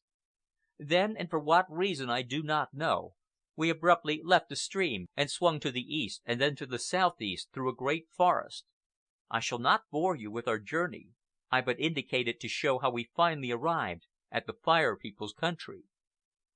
We came out upon the river, but we did not know it for our river. We had been lost so long that we had come to accept the condition of being lost as habitual. As I look back, I can clearly see how our lives and destinies are shaped by the merest chance. We did not know it was our river. There was no way of telling, and if we had never crossed it, we would most probably have never returned to the horde, and I, the modern, the 1,000 creatures yet to be born, would never have been born. And yet Lop Ear and I wanted greatly to return. We had experienced homesickness on our journey, the yearning for our own kind and land. And often had I had recollections of the Swift One, the young female who made soft sounds, whom it was good to be with, and who lived by herself nobody knew where. My recollections of her were accompanied by sensations of hunger, and these I felt when I was not hungry and when I had just eaten. But to come back to the river. Food was plentiful, principally berries and succulent roots, and on the river bank we played and lingered for days. And then the idea came to Lop Ear. It was a visible process, the coming of the idea. I saw it. The expression in his eyes became plaintive and querulous, and he was greatly perturbed. Then his eyes went muddy, as if he had lost his grip on the inchoate thought. This was followed by the plaintive, querulous expression as the idea persisted and he clutched it anew. He looked at me and at the river and the far shore. He tried to speak, but had no sounds with which to express the idea. The result was a gibberish that made me laugh. This angered him, and he grabbed me suddenly and threw me on my back. Of course, we fought, and in the end I chased him up a tree, where he secured a long branch and poked me every time I tried to get at him. And the idea had gone glimmering. I did not know, and he had forgotten. But the next morning It awoke in him again. Perhaps it was the homing instinct in him asserting itself that made the idea persist. At any rate, it was there, and clearer than before. He led me down to the water, where a log had grounded in an eddy. I thought he was minded to play as we had played in the mouth of the slough. Nor did I change my mind as I watched him tow up a second log from farther down the shore. It was not until we were on the logs, side by side and holding them together, and had paddled out into the current, that I learned his intention. He paused to point at the far shore, and resumed his paddling, at the same time uttering loud and encouraging cries. I understood, and we paddled energetically. The swift current caught us, flung us towards the south shore, but before we could make a landing, flung us back to the north shore. Here arose dissension. Seeing the north shore so near, I began to paddle for it. Lop Ear tried to paddle for the south shore. The logs swung around in circles, and we got nowhere, and all the time the forest was flashing past as we drifted down the stream. We could not fight. We knew better than to let go the grips of our hands and feet that held the logs together. But we chattered and abused each other with our tongues until the current flung us toward the south bank again. That was now the nearest goal, and together and amicably we paddled for it. We landed in an eddy and climbed directly into the trees to reconnoiter. End of chapter 12. Chapter 13. It was not until the night of our first day on the south bank of the river that we discovered the Fire People. What must have been a band of wandering hunters went into camp not far from the tree in which Lop Ear and I had elected to roost for the night. The voices of the Fire People at first alarmed us, but later, when darkness had come, we were attracted by the fire. We crept cautiously and silently from tree to tree till we got a good view of the scene. In an open space among the trees, near to the river, the fire was burning. About it were half a dozen Fire Men. Lop Ear clutched me suddenly, and I could feel him tremble. I looked more closely and saw the wizened little old hunter who had shot Broken Tooth out of the tree years before. When he got up and walked about, throwing fresh wood upon the fire, I saw that he limped with his crippled leg. Whatever it was a permanent injury. He seemed more dried up and wizened than ever, and the hair on his face was quite gray. The other hunters were young men. I noted lying near them on the ground their bows and arrows, and I knew the weapons for what they were. The Fire Men wore animal skins around their waists and across their shoulders. Their arms and legs, however, were bare, and they wore no footgear. As I have said before, they were not quite so hairy as we of the Folk. They did not have large heads, and between them and the Folk there was very little difference in the degree of slant of the head back from the eyes. They were less stooped than we, less springy in their movements. Their backbones and hips and knee joints seemed more rigid. Their arms were not so long as ours either, and I did not notice that they ever balanced themselves when they walked by touching the ground on either side with their hands. Also, their muscles were more rounded and symmetrical than ours, and their faces were more pleasing. Their nose orifices opened downward. Likewise, the bridges of their noses were more developed, did not look so squat nor crushed as ours. Their lips were less flabby and pendant, and their eye teeth did not look so much like fangs. However, they were quite as thin-hipped as we, and did not weigh much more. Take it all in all, they were less different from us than were we from the Tree People. Certainly all three kinds were related, and not so remotely related at that. The fire around which they sat was especially attractive. Lop Ear and I sat for hours watching the flames and smoke. It was most fascinating when fresh fuel was thrown on and showers of sparks went flying upward. I wanted to come closer and look at the fire, but there was no way. We were crouching in the forks of a tree on the edge of the open space, and we did not dare run the risk of being discovered. The Fire Men squatted around the fire and slept with their heads bowed forward on their knees. They did not sleep soundly. Their ears twitched in their sleep, and they were restless. Every little while one or another got up and threw more wood upon the fire. About the circle of light in the forest, in the darkness beyond, roamed hunting animals. Lop Ear and I could tell them by their sounds. There were wild dogs and a hyena, and for a time there was a great yelping and snarling that awakened on the instant the whole circle of sleeping Fire Men. Once a lion and a lioness stood beneath our tree and gazed out with bristling hair and blinking eyes. The lion licked his chops and was nervous with eagerness, as if he wanted to go forward and make a meal. But the lioness was more cautious. It was she that discovered us, and the pair stood and looked up at us, silently, with twitching, scenting nostrils. Then they growled, looked once again at the fire, and turned away into the forest. For a much longer time Lop Ear and I remained and watched. Now and again we could hear the crashing of heavy body in the thickets and underbrush, and from the darkness of the other side, across the circle, we could see eyes gleaming in the firelight. In the distance we heard a lion roar, and from far off came the scream of some stricken animal, splashing and floundering in a drinking place. Also from the river came a great grunting of rhinoceroses. In the morning, after having had our sleep, we crept back to the fire. It was still smoldering, and the Fire Men were gone. We made a circle through the forest to make sure, and then we ran to the fire. I wanted to see what it was like, and between thumb and finger I picked up a glowing coal. My cry of pain and fear as I dropped it stampeded Lop Ear into the trees, and his flight frightened me after him. The next time we came back more cautiously, and we avoided the glowing coals. We fell to imitating the Fire Men. We squatted down by the fire, and with heads bent forward on our knees, made believe to sleep. Then we mimicked their speech, talking to each other in their fashion, and making a great gibberish. I remembered seeing the wizened old hunter poke the fire with a stick. I poked the fire with a stick, turning up masses of live coals and clouds of white ashes. This was great sport, and soon we were coated white with the ashes. It was inevitable that we should imitate the Fire Men in replenishing the fire. We tried it first with small pieces of wood. It was a success. The wood flamed up and crackled, and we danced and gibbered with delight. Then we began to throw on larger pieces of wood. We put on more and more until we had a mighty fire.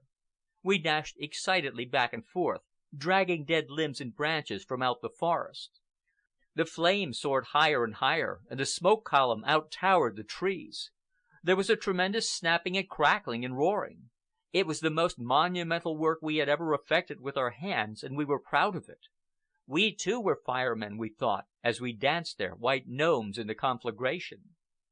The dried grass and underbrush caught fire, but we did not notice it. Suddenly, a great tree on the edge of the open space burst into flames. We looked at it with startled eyes. The heat of it drove us back. Another tree caught, and another, and then half a dozen. We were frightened. The monster had broken loose. We crouched down in fear while the fire ate around the circle and hemmed us in. Into Lop Ear's eyes came the plaintive look that always accompanied incomprehension, and I knew that in my eyes must have been the same look. We huddled with our arms around each other until the heat began to reach us and the odor of burning hair was in our nostrils. Then we made a dash of it and fled away westward through the forest, looking back and laughing as we ran. By the middle of the day we came to a neck of land, made, as we afterward discovered, by a great curve of the river that almost completed a circle. Right across the neck lay bunched several low and partly wooded hills. Over these we climbed, looking backward at the forest, which had become a sea of flame that swept eastward before a rising wind. We continued to the west, following the river bank, and before we knew it, we were in the midst of the abiding place of the Fire People. This abiding place was a splendid strategic selection. It was a peninsula, protected on three sides by the curving river. On only one side was it accessible by land. This was the narrow neck of the peninsula, and here the several low hills were a natural obstacle. Practically isolated from the rest of the world, the Fire People must have here lived and prospered for a long time. In fact, I think that it was their prosperity that was responsible for the subsequent migration that worked such calamity upon the Folk. The Fire People must have increased in numbers until they pressed uncomfortably against the bounds of their habitat. They were expanding, and in the course of their expanding, they drove the Folk before them and settled down themselves in the caves and occupied territory that we had occupied.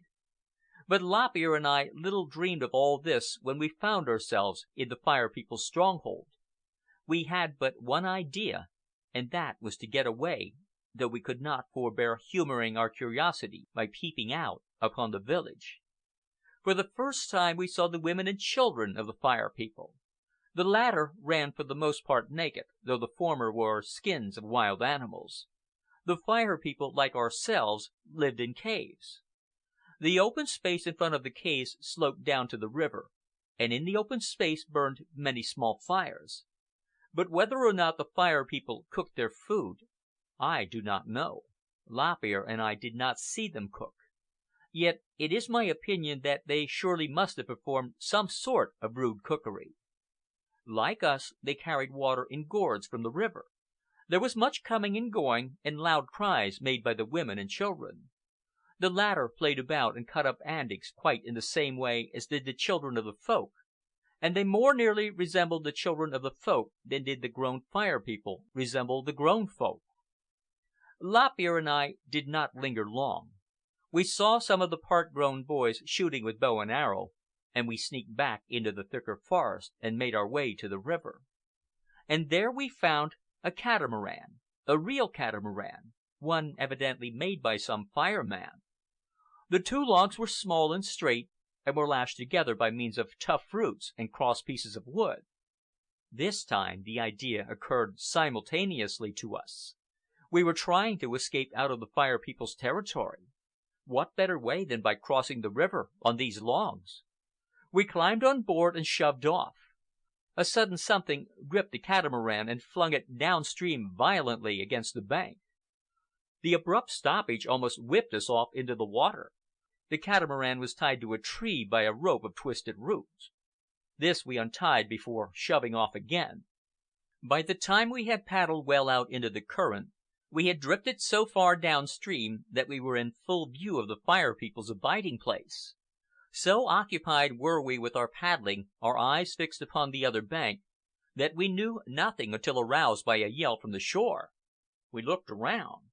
There were the Fire People, many of them, looking at us and pointing at us, and more were crawling out of the caves. We sat up to watch, and forgot all about paddling. There was a great hullabaloo on the shore. Some of the firemen discharged their bows at us, and a few of the arrows fell near us, but the range was too great. It was a great day for Lop Ear and me. To the east, the conflagration we had started was filling half the sky with smoke. And here we were, perfectly safe in the middle of the river, encircling the Fire People's stronghold. We sat and laughed at them as we dashed by, swinging south and southeast to east, and even to northeast, and then east again, southeast and south, and on around to the west, a great double curve where the river nearly tied a knot in itself. As we swept on to the west, the Fire People far behind, a familiar scene flashed upon our eyes. It was the drinking place where we had wandered once or twice to watch the circus of the animals when they came down to drink. Beyond it, we knew, was the carrot patch, and beyond that, the caves and the abiding place of the horde. We began to paddle for the bank that slid swiftly past, and before we knew it, we were down upon the drinking places used by the horde. There were the women and children, the water carriers, a number of them filling their gourds. At sight of us, they stampeded madly up the runways, leaving behind them a trail of gourds they had dropped. We landed, and of course we neglected to tie up the catamaran, which floated off down the river. Right cautiously we crept up a runway. The Folk had all disappeared into their holes, though here and there we could see a face peering out at us. There was no sign of Red Eye. We were home again, and that night we slept in our own little cave high up on the cliff, though first we had to evict a couple of pugnacious youngsters who had taken possession. End of chapter 13. Chapter 14. The months came and went. The drama and tragedy of the future were yet to come upon the stage, and in the meantime we pounded nuts and lived. It was a good year, I remember, for nuts. We used to fill gourds with nuts and carry them to the pounding places. We placed them in depressions in the rock, and, with a piece of rock in our hands, we cracked them and ate them as we cracked. It was the fall of the year when Lop Ear and I returned from our long adventure journey, and the winter that followed was mild. I made frequent trips to the neighborhood of my old home tree, and frequently I searched the whole territory that lay between the blueberry swamp and the mouth of the slough where Lop Ear and I had learned navigation, but no clue could I get of the Swift One. She had disappeared, and I wanted her. I was impelled by that hunger which I have mentioned, and which was akin to physical hunger, albeit it came often upon me when my stomach was full. But all my search was in vain. Life was not monotonous at the caves, however. There was Red Eye to be considered. Lop Ear and I never knew a moment's peace except when we were in our own little cave. In spite of the enlargement of the entrance we had made, it was still a tight squeeze for us to get in. And though from time to time we continued to enlarge, it was still too small for Red Eye's monstrous body. But he never stormed our cave again. He had learned the lesson well, and he carried on his neck a bulging lump to show where I had hit him with the rock. This lump never went away, and it was prominent enough to be seen at a distance. I often took great delight in watching that evidence of my handiwork, and sometimes, when I was myself assuredly safe, the sight of it caused me to laugh. While the other folk would not have come to our rescue had Red Eye proceeded to tear Lop Ear and me to pieces before their eyes, nevertheless, they sympathized with us. Possibly it was not sympathy, but the way they expressed their hatred for Red Eye. At any rate, they always warned us of his approach. Whether in the forest, at the drinking places, or in the open space before the caves, they were always quick to warn us. Thus we had the advantage of many eyes in our feud with Red Eye, the atavism. Once he nearly got me.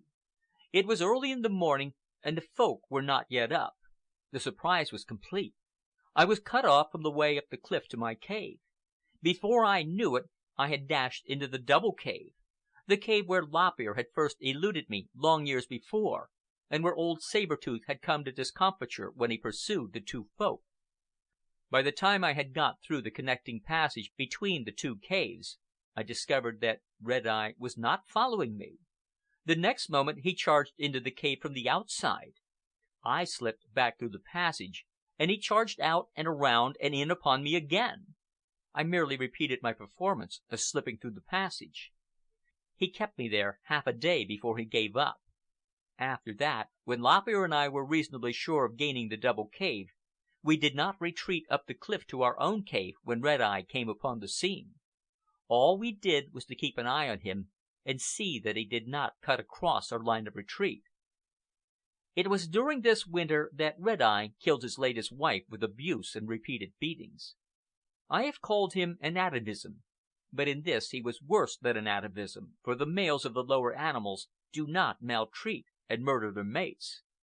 In this I take it that Red Eye, in spite of his tremendous atavistic tendencies, foreshadowed the coming of man, for it is the males of the human species only that murder their mates. As was to be expected, with the doing away of one wife, Red Eye proceeded to get another. He decided upon the Singing One. She was the granddaughter of old Marrowbone, and the daughter of the Hairless One. She was a young thing, greatly given to singing at the mouth of her cave in the twilight, and she had but recently mated with Crooked Leg. He was a quiet individual, molesting no one, and not given to bickering with his fellows. He was no fighter, anyway. He was small and lean, and not so active on his legs as the rest of us. Red Eye never committed a more outrageous deed. It was in the quiet at the end of the day, when we began to congregate in the open space before climbing into our caves. Suddenly the Singing One dashed up a runway from a drinking place, pursued by Red Eye. She ran to her husband. Poor little Crooked Leg was terribly scared. But he was a hero. He knew that death was upon him, yet he did not run away. He stood up and chattered, bristled, and showed his teeth. Red Eye roared with rage. It was an offense to him that any of the folk should dare to withstand him. His hand shot out and clutched Crooked Leg by the neck. The latter sank his teeth into Red Eye's arm. But the next moment, with a broken neck, Crooked Leg was floundering and squirming on the ground. The Singing One screeched and gibbered. Red Eye seized her by the hair of her head and dragged her towards his cave. He handled her roughly when the climb began, and he dragged and hauled her up into the cave. We were very angry, insanely, vociferously angry. Beating our chests, bristling and gnashing our teeth, we gathered together in our rage. We felt the prod of gregarious instinct, the drawing together as though for united action, the impulse toward cooperation. In dim ways, this need for united action was impressed upon us. But there was no way to achieve it because there was no way to express it. We did not turn to, all of us, and destroy Red Eye, because we lacked a vocabulary. We were vaguely thinking thoughts for which there were no thought symbols. These thought symbols were yet to be slowly and painfully invented. We tried to freight sound with the vague thoughts that flitted like shadows through our consciousness. The Hairless One began to chatter loudly. By his noises he expressed anger against Red Eye and desire to hurt Red Eye. Thus far he got, and thus far we understood. But when he tried to express the cooperative impulse that stirred within him, his noises became gibberish. Then Big Face, with brow bristling and chest pounding, began to chatter. One after another of us joined in the orgy of rage, until even old Marrowbone was mumbling and spluttering with his cracked voice and withered lips. Someone seized a stick and began pounding a log. In a moment he had struck a rhythm. Unconsciously our yells and exclamations yielded to this rhythm. It had a soothing effect upon us, and before we knew it, our rage forgotten, we were in the full swing of a hee-hee council. These hee-hee councils splendidly illustrate the inconsecutiveness and inconsequentiality of the Folk. Here we were, drawn together by mutual rage and the impulse toward cooperation, led off into forgetfulness by the establishment of a rude rhythm. We were sociable and gregarious, and these singing and laughing councils satisfied us. In ways, the hee-hee council was an adumbration of the councils of primitive man and of the great national assemblies and international conventions of latter-day man. But we Folk of the younger world lacked speech, and whenever we were so drawn together, we precipitated babble, out of which arose a unanimity of rhythm that contained within itself the essentials of art yet to come. It was art nascent. There was nothing long continued about these rhythms that we struck. A rhythm was soon lost, and pandemonium reigned until we could find the rhythm again or start a new one. Sometimes half a dozen rhythms would be swinging simultaneously, each rhythm backed by a group that strove ardently to drown out the other rhythms.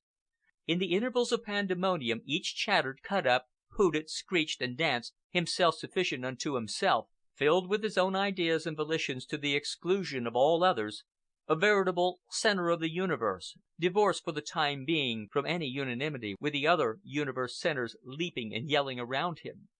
Then would come the rhythm, a clapping of the hands, the beating of a stick upon a log, the example of one that leaped with repetitions, or the chanting of one that uttered explosively and regularly with inflection that rose and fell.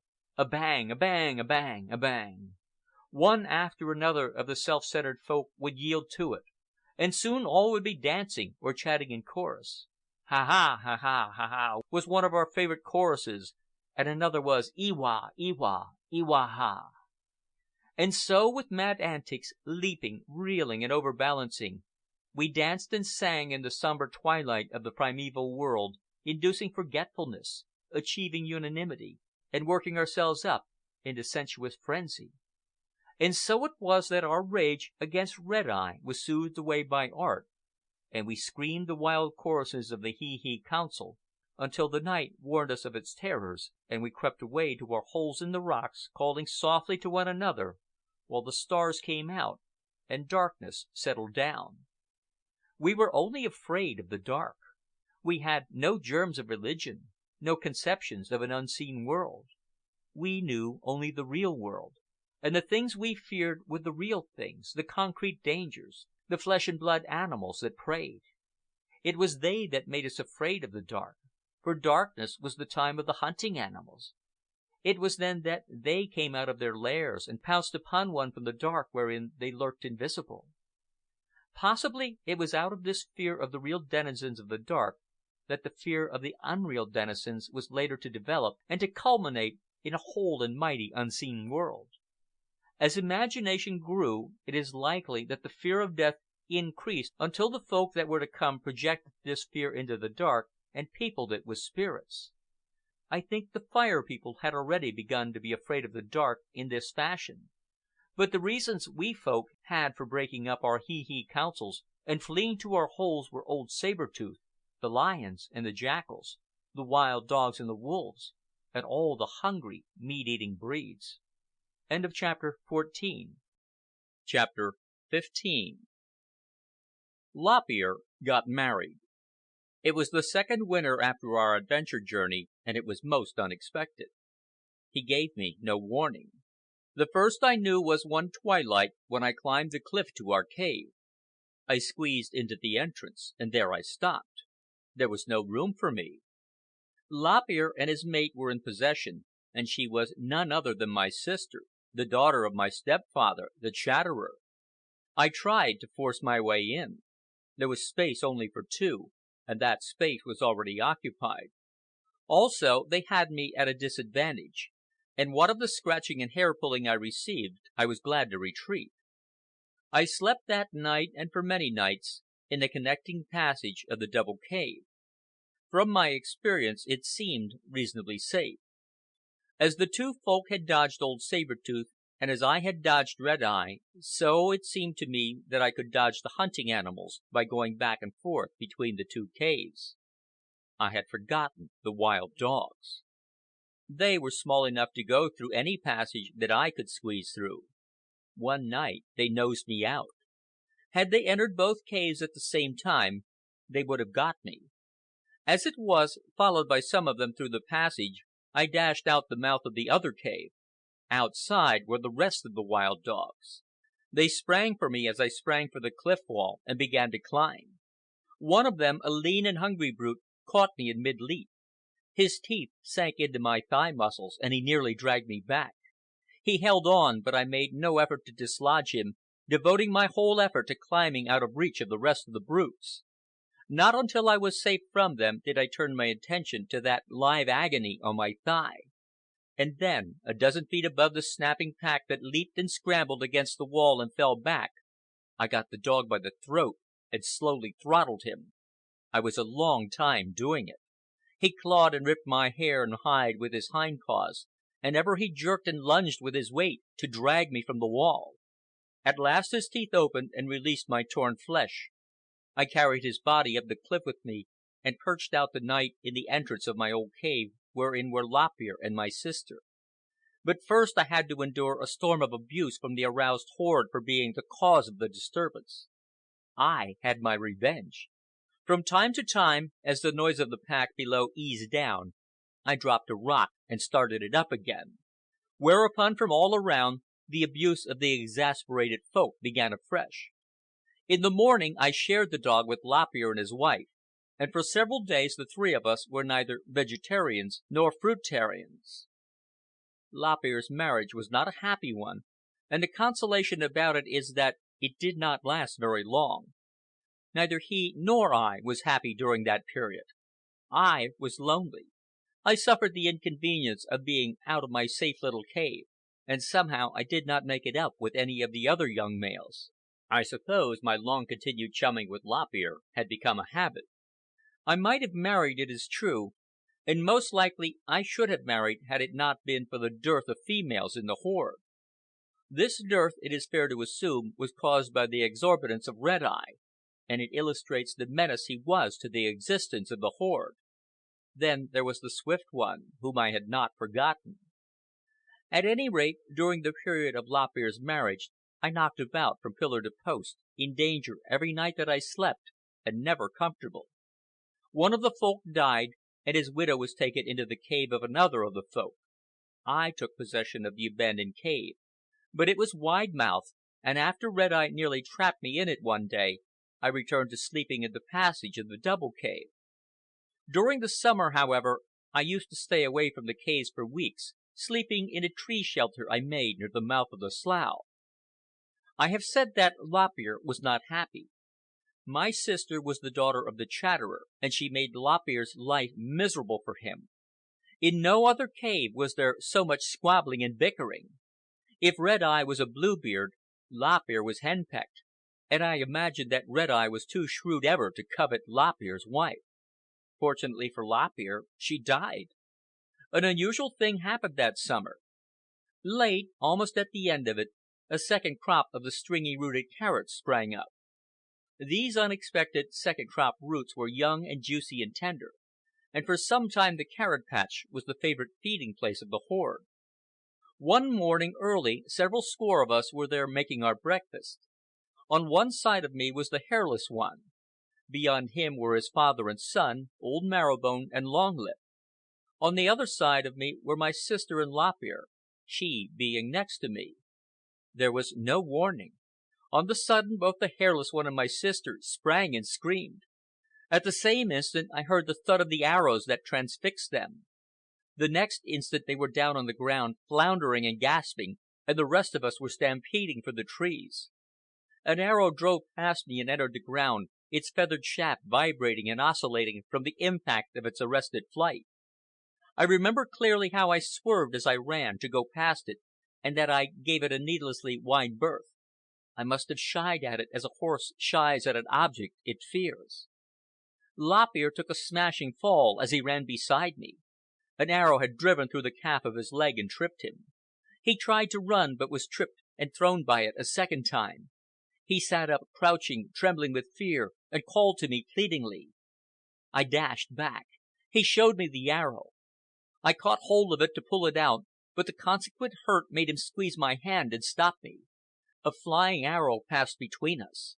Another struck a rock, splintered, and fell to the ground. This was too much. I pulled suddenly with all my might. Lop Ear screamed as the arrow came out and struck at me angrily. But the next moment we were in full flight again. I looked back. Old Marrowbone, deserted and far behind, was tottering silently along in his handicapped race with death. Sometimes he almost fell, and once he did fall, but no more arrows were coming. He scrambled weakly to his feet. Age burdened him heavily, but he did not want to die.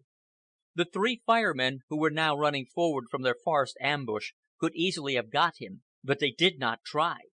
Perhaps he was too old and tough, but they did want the Hairless One and my sister, for as I looked back from the trees I could see the firemen beating in their heads with rocks. One of the firemen was the wizened old hunter who limped. We went on through the trees toward the caves, an excited and disorderly mob that drove before it to their holes all the small life of the forest, and that set the blue jays screaming impudently. Now that there was no immediate danger, Longlip waited for his grandfather, Marrowbone, and with the gap of a generation between them, the old fellow and the youth brought up our rear. And so it was that Lop Ear became a bachelor once more. That night I slept with him in the old cave, and our old life of chumming began again. The loss of his mate seemed to cause him no grief. At least, he showed no signs of it, nor of need for her. It was the wound in his leg that seemed to bother him, and it was all of a week before he got back again to his old spryness. Marrowbone was the only old member in the horde. Sometimes on looking back upon him, when the vision of him is most clear, I notice striking resemblance between him and the father of my father's gardener. The gardener's father was very old, very wrinkled and withered, and for all the world, when he peered through his tiny, bleary eyes and mumbled with his toothless gums, he looked and acted like old Marrowbone. This resemblance as a child used to frighten me. I always ran when I saw the old man tottering along on his two canes. Old Marrowbone even had a bit of sparse and straggly white beard that seemed identical with the whiskers of the old man. As I have said, Marrowbone was the only old member of the horde. He was an exception. The Folk never lived to old age. Middle age was fairly rare. Death by violence was the common way of death. They died as my father had died, as Broken Tooth had died, as my sister and the Hairless One had just died, abruptly and brutally, in the full possession of their faculties, in the full swing and rush of life. Natural death? To die violently was the natural way of dying in those days. No one died of old age among the Folk. I never knew of a case. Even Marrow Bone did not die that way, and he was the only one in my generation who had the chance. A bad rippling, any serious accidental or temporary impairment of the faculties, meant swift death.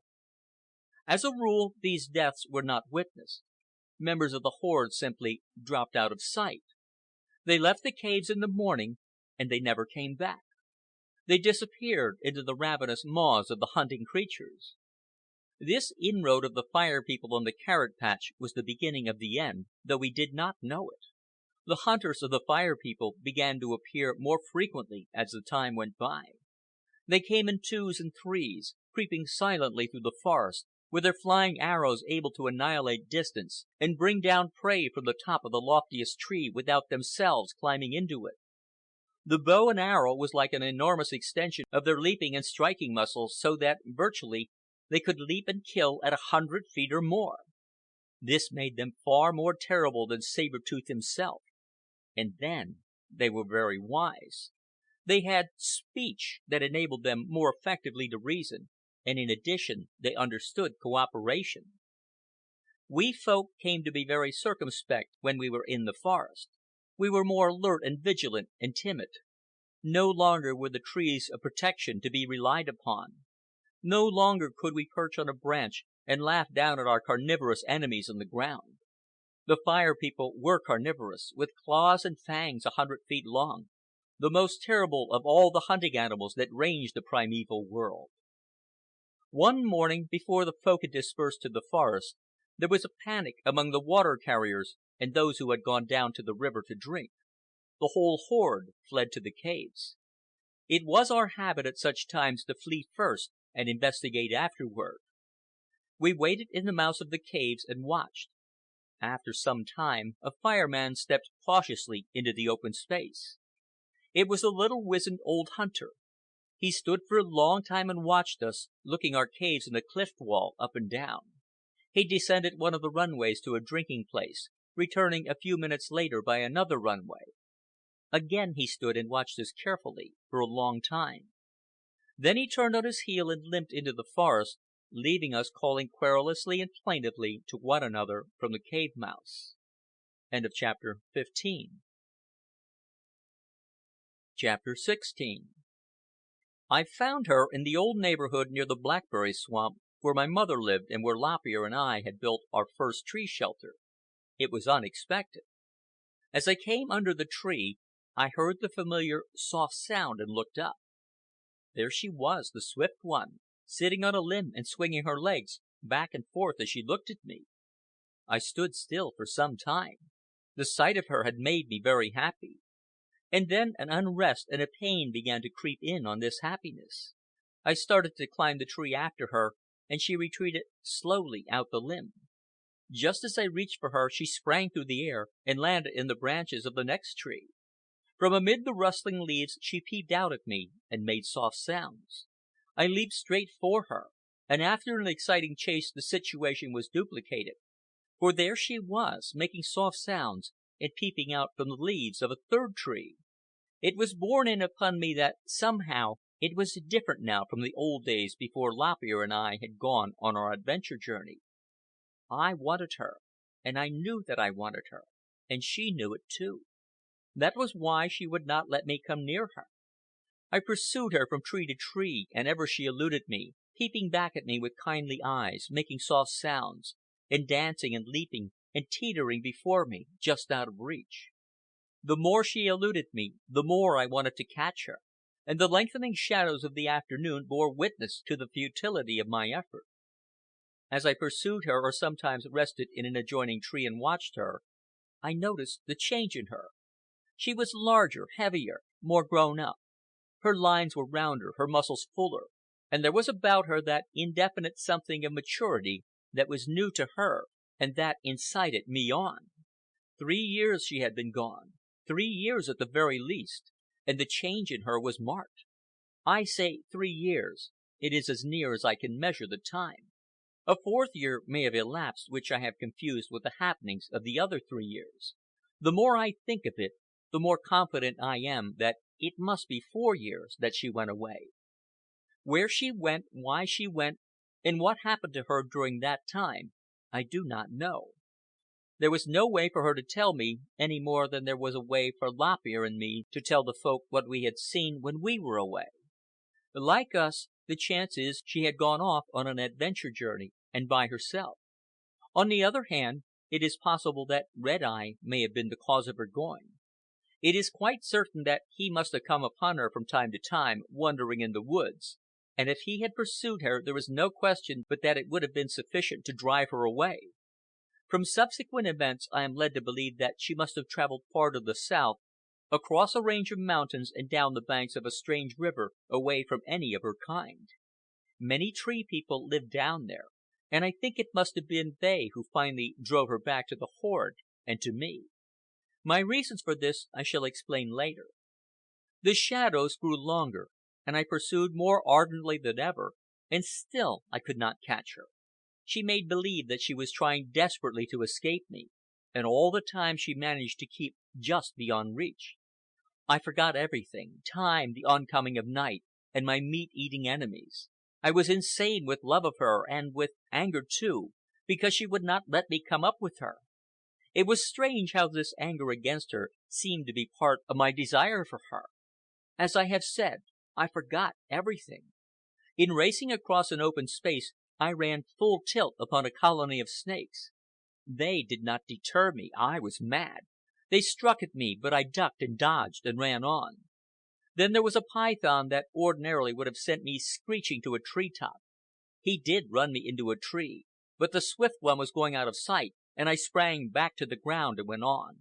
It was a close shave. Then there was my old enemy, the hyena. From my conduct, he was sure something was going to happen, and he followed me for an hour. Once we exasperated a band of wild pigs, and they took after us. The Swift One dared a wide leap between trees that was too much for me. I had to take to the ground. There were the pigs. I didn't care. I struck the earth within a yard of the nearest one. They flanked me as I ran, and chased me into 2 different trees out of the line of my pursuit of the Swift One. I ventured the ground again, doubled back, and crossed a wide open space, with the whole band grunting, bristling, and tusk gnashing at my heels. If I had tripped or stumbled in that open space, there would have been no chance for me. But I didn't. And I didn't care whether I did or not. I was in such mood that I would have faced old Saber-Tooth himself, or a score of arrow-shooting Fire People. Such was the madness of love with me. With the Swift One, it was different.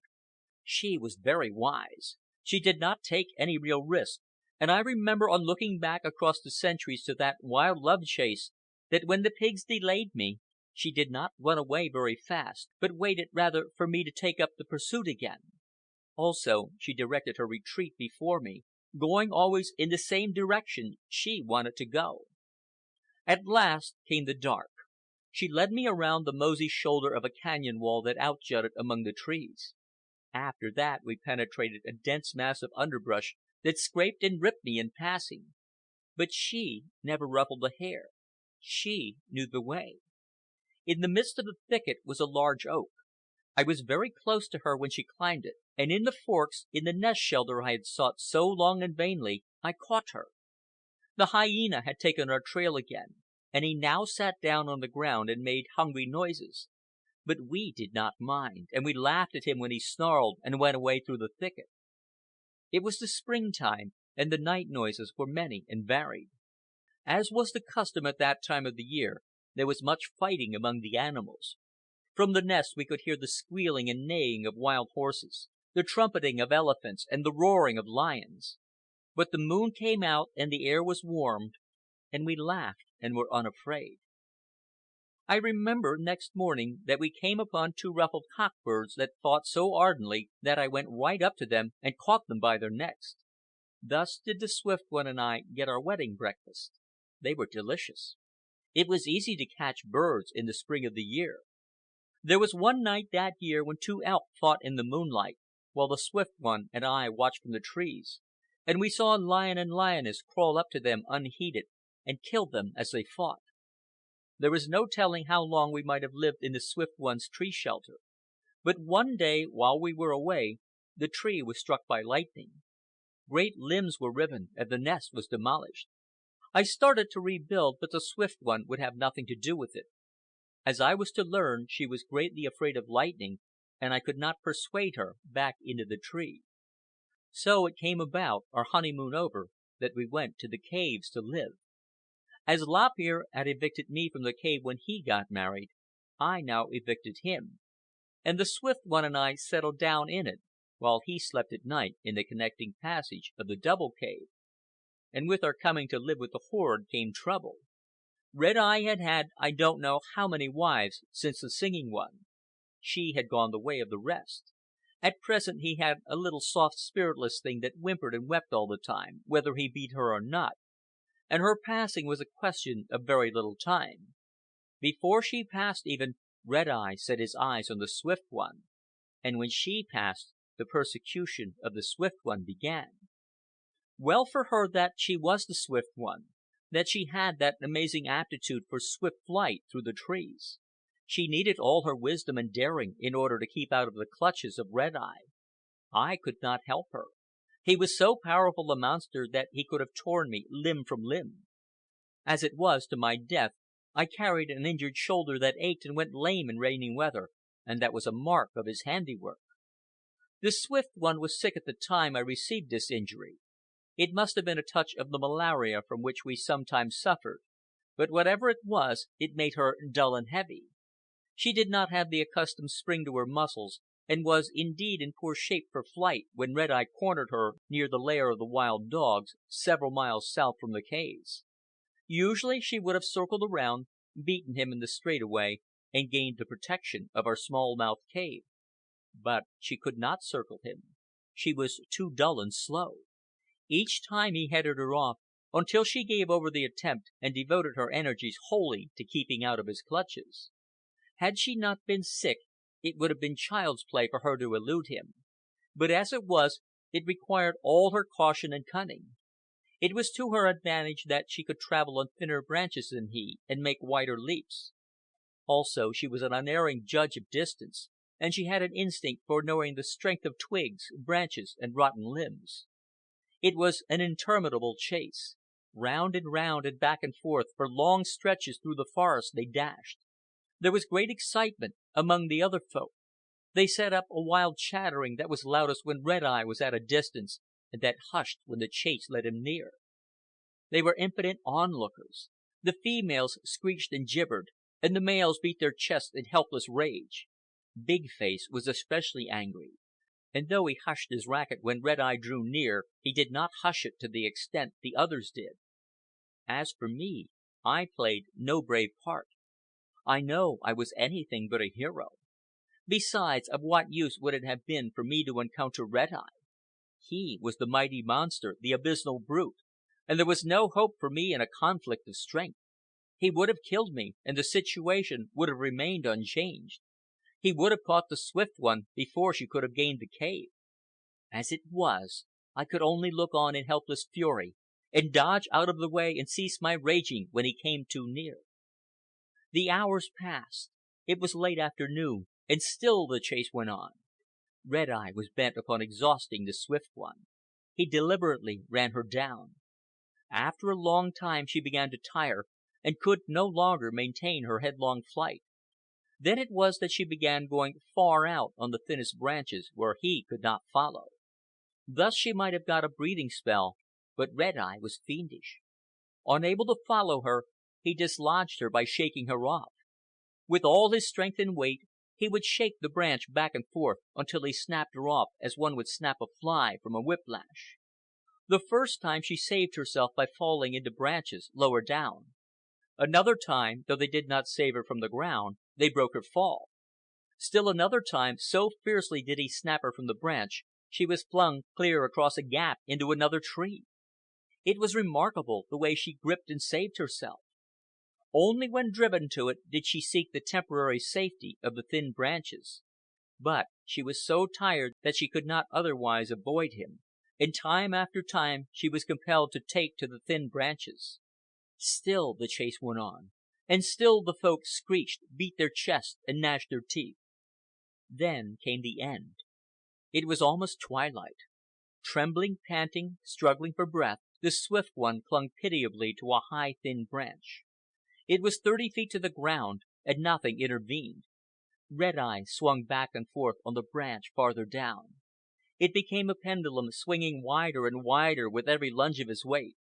Then he reversed suddenly, just before the downward swing was completed.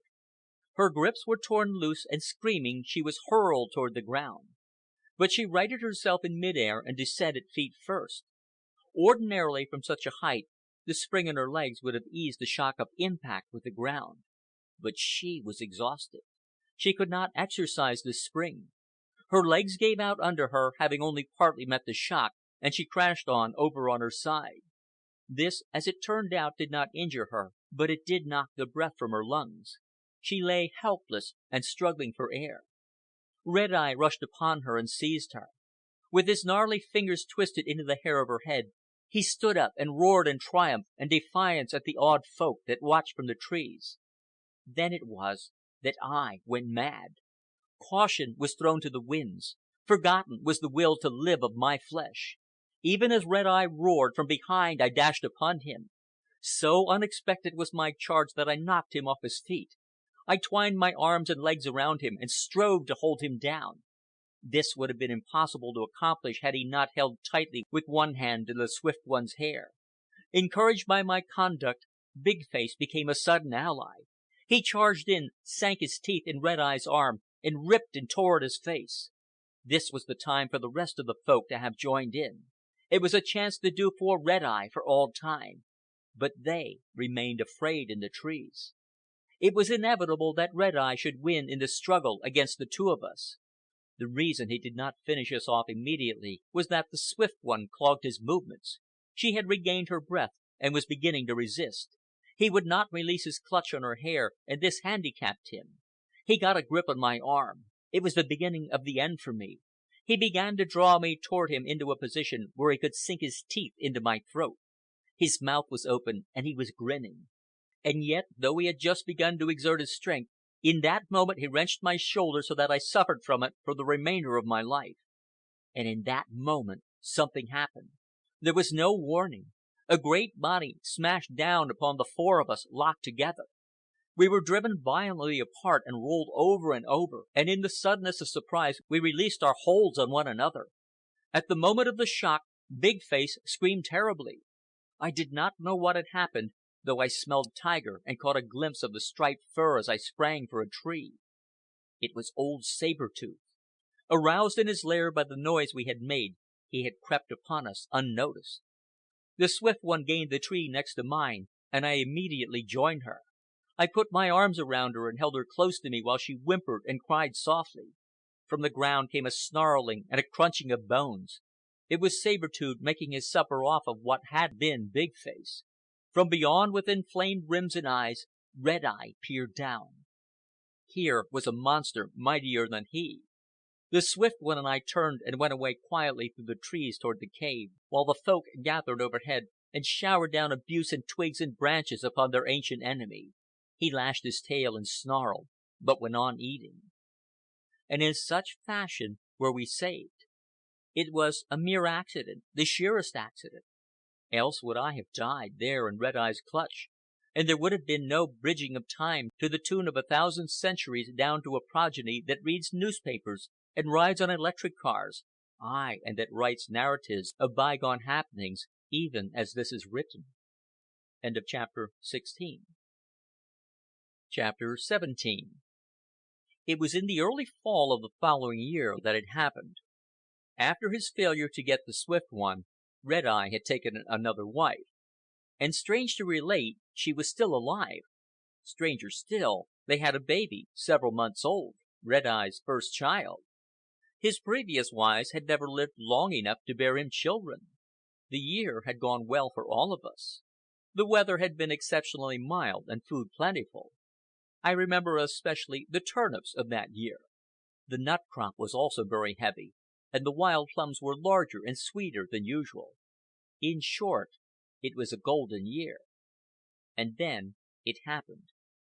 It was in the early morning, and we were surprised in our caves.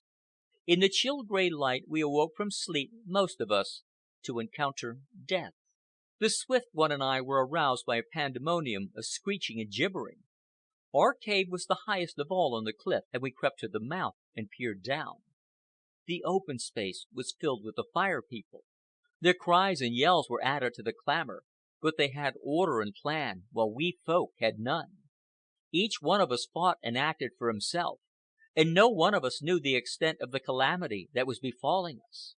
By the time we got to stone throwing, the Fire People had massed thick at the base of the cliff. Our first volley must have mashed some heads, for when they swerved back from the cliff, 3 of their number were left upon the ground. These were struggling and floundering, and one was trying to crawl away. But we fixed them. By this time we males were roaring with rage, and we rained rocks upon the 3 men that were down. Several of the firemen returned to drag them into safety, but our rocks drove the rescuers back. The Fire People became enraged. Also, they became cautious. In spite of their angry yells, they kept at a distance and sent flights of arrows against us. This put an end to the rock throwing. By the time half a dozen of us had been killed and a score injured, the rest of us retreated inside our caves. I was not out of range in my lofty cave, but the distance was great enough to spoil effective shooting, and the Fire People did not waste many arrows on me. Furthermore, I was curious. I wanted to see. While the Swift One remained well inside the cave, trembling with fear and making low wailing sounds because I would not come in, I crouched at the entrance and watched. The fighting had now become intermittent. It was a sort of deadlock. We were in the caves, and the question with the Fire People was how to get us out. They did not dare come in after us, and in general we would not expose ourselves to their arrows. Occasionally, when one of them drew in close to the base of the cliff, one or another of the Folk would smash a rock down. In return, he would be transfixed by half a dozen arrows. This ruse worked well for some time, but finally the Folk no longer were inveigled into showing themselves. The deadlock was complete. Behind the Fire People, I could see the little wizened old hunter directing it all. They obeyed him and went here and there at his commands. Some of them went into the forest and returned with loads of dry wood, leaves and grass. All the Fire People drew in closer. While most of them stood by with bows and arrows, ready to shoot any of the Folk that exposed themselves, several of the firemen heaped the dry grass and wood at the mouths of the lower tier of caves. Out of these heaps they conjured the monster we feared, fire. At first wisps of smoke arose and curled up the cliff. Then I could see the red-tongued flames darting in and out through the wood like tiny snakes. The smoke grew thicker and thicker, at times shrouding the whole face of the cliff. But I was high up, and it did not bother me much, though it stung my eyes, and I rubbed them with my knuckles. Old Marrow Bone was the first to be smoked out. A light fan of air drifted the smoke away at the time so that I saw clearly. He broke out through the smoke, stepping on a burning coal and screaming with the sudden hurt of it, and essayed to climb up the cliff. The arrows showered about him. He came to a pause on a ledge, clutching a knob of rock for support, gasping and sneezing and shaking his head. He swayed back and forth. The feathered ends of a dozen arrows were sticking out of him. He was an old man, and he did not want to die.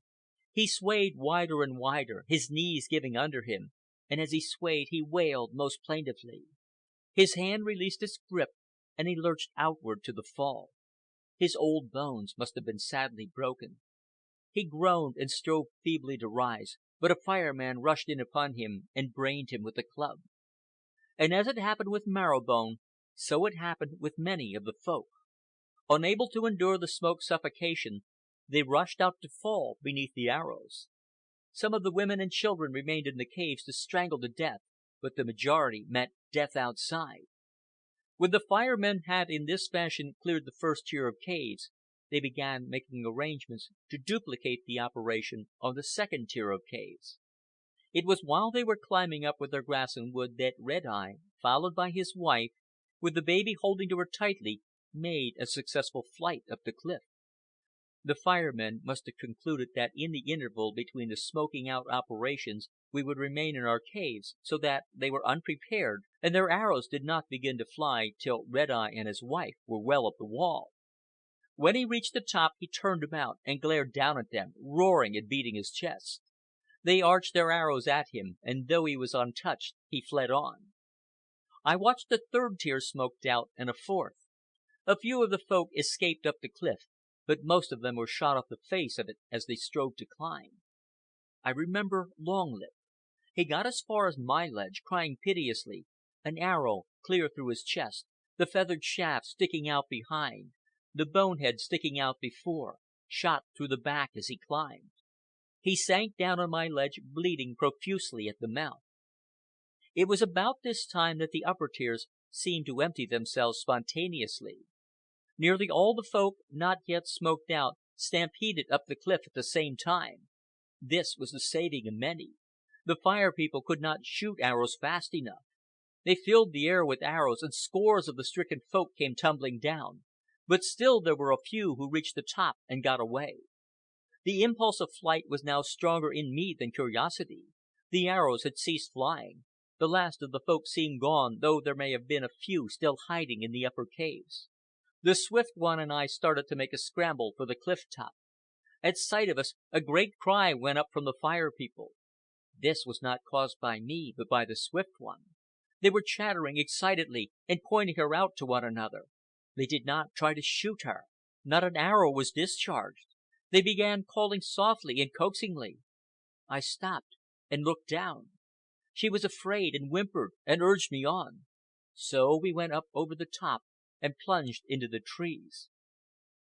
This event has often caused me to wonder and speculate. If she really were of their kind, she must have been lost from them at a time when she was too young to remember. Else would she not have been afraid of them? On the other hand, it may well have been that while she was their kind, she had never been lost from them, that she had been born in the wild forest far from their haunts. Her father may be a renegade Fire Man. Her mother may be one of my own kind, one of the Folk. But who shall say? These things are beyond me, and the Swift One knew no more about them than I did. We lived through a day of terror. Most of the survivors fled through the blueberry swamp and took refuge in the forest in that neighborhood. And all day hunting parties of the Fire People ranged the forest, killing us wherever they found us. It must have been a deliberately executed plan. Increasing beyond the limits of their own territory, they had decided on making a conquest of ours. Sorry for the conquest. We had no chance against them. It was slaughter, indiscriminate slaughter, for they spared none, killing old and young, effectively ridding the land of our presence. It was like the end of the world to us. We fled to the trees as a last refuge, only to be surrounded and killed, family by family. We saw much of this during that day, and besides, I wanted to see. The Swift One and I never remained long in one tree, and so escaped being surrounded. But there seemed no place to go. The Fire Men were everywhere, bent on their task of extermination. Every way we turned we encountered them, and because of this we saw much of their handiwork. I did not see what became of my mother, but I did see the Chatterer shot down out of the old home tree. And I am afraid that at the sight I did a bit of joyous teetering. Before I leave this portion of my narrative, I must tell of Red Eye. He was caught with his wife in a tree down by the blueberry swamp. The Swift One and I stopped long enough in our flight to see. The Fire Men were too intent upon their work to notice us, and furthermore, we were well screened by the thicket in which we crouched. Fully a score of the hunters were under the tree, discharging arrows into it. They always picked up their arrows when they fell back to earth. I could not see Red Eye, but I could hear him howling from somewhere in the tree. After a short interval, his howling grew muffled. He must have crawled into a hollow in the trunk. But his wife did not win this shelter. An arrow brought her to the ground. She was severely hurt, for she made no effort to get away. She crouched in a sheltering way over her baby, which clung tightly to her, and made pleading signs and sounds to the Fire Men. They gathered about her and laughed at her, even as Lop Ear and I had laughed at the old Tree Man. And even as we had poked him with twigs and sticks, so did the Fire Men with Red Eye's wife. They poked her with the ends of their bows and prodded her in the ribs. But she was poor fun. She would not fight. Nor, for that matter, would she get angry. She continued to crouch over her baby and to plead. One of the firemen stepped close to her. In his hand was a club. She saw and understood, but she made only the pleading sounds until the blow fell. Red Eye, in the hollow of the trunk, was safe from their arrows. They stood together and debated for a while, then one of them climbed into the tree. What happened up there I could not tell, but I heard him yell and saw the excitement of those that remained beneath. After several minutes his body crashed down to the ground. He did not move. They looked at him and raised his head, but it fell back limply when they let go. Red Eye had accounted for himself. They were very angry. There was an opening into the trunk close to the ground. They gathered wood and grass and built a fire. The Swift One and I, our arms around each other, waited and watched in the thicket. Sometimes they threw upon the fire green branches with many leaves, whereupon the smoke became very thick. We saw them suddenly swerve back from the tree. They were not quick enough. Red Eye's flying body landed in the midst of them. He was in a frightful rage, smashing about with his long arms right and left. He pulled the face off of one of them, literally pulled it off with those gnarly fingers of his and those tremendous muscles. He bit another through the neck. The firemen fell back with wild, fierce yells, then rushed upon him. He managed to get hold of a club and began crushing heads like eggshells. He was too much for them, and they were compelled to fall back again. This was his chance, and he turned his back upon them and ran for it, still howling wrathfully. A few arrows sped after him, but he plunged into a thicket and was gone. The Swift One and I crept quietly away, only to run foul of another party of firemen. They chased us into the blueberry swamp, but we knew the tree paths across the farther morasses where they could not follow on the ground, and so we escaped. We came out on the other side into a narrow strip of forest that separated the blueberry swamp from the great swamp that extended westward. Here we met Lop Ear. How he had escaped I cannot imagine, unless he had not slept the preceding night at the caves. Here in the strip of forest we might have built tree shelters and settled down. But the Fire People were performing their work of extermination thoroughly. In the afternoon Hair Face and his wife fled out from among the trees to the east past us and were gone. They fled silently and swiftly, with alarm in their faces. In the direction from which they had come we heard the cries and yells of the hunters and the screeching of some one of the Folk. The Fire People had found their way across the swamp. The Swift One, Lop Ear, and I followed on the heels of Hair Face and his wife. When we came to the edge of the great swamp, we stopped. We did not know its paths. It was outside our territory, and it had always been avoided by the Folk. None had ever gone into it, at least to return. In our minds it represented mystery and fear, the terrible unknown. As I say, we stopped at the edge of it. We were afraid. The cries of the firemen were drawing nearer. We looked at one another. Hair Face ran out on the quaking morass and gained the firmer footing of a grass hummock a dozen yards away. His wife did not follow. She tried to, but shrank back from the treacherous surface and cowered down. The Swift One did not wait for me, nor did she pause till she had passed beyond Hair Face 100 yards and gained a much larger hummock. By the time Lop Ear and I had caught up with her, the firemen appeared among the trees. Hair Face's wife, driven by them into panic terror, dashed after us, but she ran blindly, without caution, and broke through the crust. We turned and watched, and saw them shoot her with arrows as she sank down in the mud. The arrows began falling about us. Hair Face had now joined us, and the four of us plunged on, we knew not whither, deeper and deeper into the swamp. End of chapter 17. Chapter 18. Of our wanderings in the great swamp I have no clear knowledge. When I strive to remember, I have a riot of unrelated impressions and a loss of time value. I have no idea of how long we were in that vast everglade, but it must have been for weeks. My memories of what occurred invariably take the form of nightmare. For untold ages, oppressed by protean fear, I am aware of wandering, endlessly wandering through a dank and soggy wilderness, where poisonous snakes struck at us, and animals roared around us, and the mud quaked under us and sucked at our heels. I know that we were turned from our course countless times by streams and lakes and slimy seas. Then there were storms and risings of the water over great areas of the low-lying lands, and there were periods of hunger and misery when we were kept prisoners in the trees for days and days by these transient floods. Very strong upon me is one picture. Large trees are about us, and from their branches hang gray filaments of moss, while great creepers like monstrous serpents curl around the trunks and writhe in tangles through the air. And all about is the mud, soft mud that bubbles forth gases and that heaves and sighs with internal agitations. And in the midst of all this are a dozen of us. We are lean and wretched, and our bones show through our tight-stretched skins. We do not sing and chatter and laugh. We play no pranks. For once our volatile and exuberant spirits are hopelessly subdued. We make plaintive, querulous noises, look at one another, and cluster close together. It is like the meeting of the handful of survivors after the day of the end of the world. This event is without connection with the other events in the swamp. How we ever managed to cross it I do not know, but at last we came out where a low range of hills ran down to the bank of the river. It was our river, emerging like ourselves from the great swamp. On the south bank, where the river had broken its way through the hills, we found many sandstone caves. Beyond, toward the west, the ocean boomed on the bar that lay across the river's mouth. And here, in the caves, we settled down in our abiding place by the sea. There were not many of us.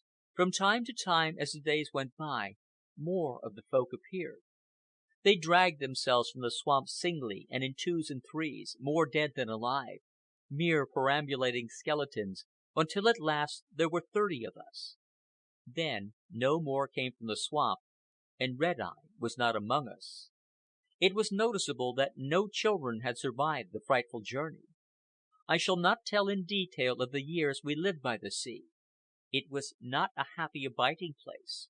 The air was raw and chill, and we suffered continually from coughing and colds.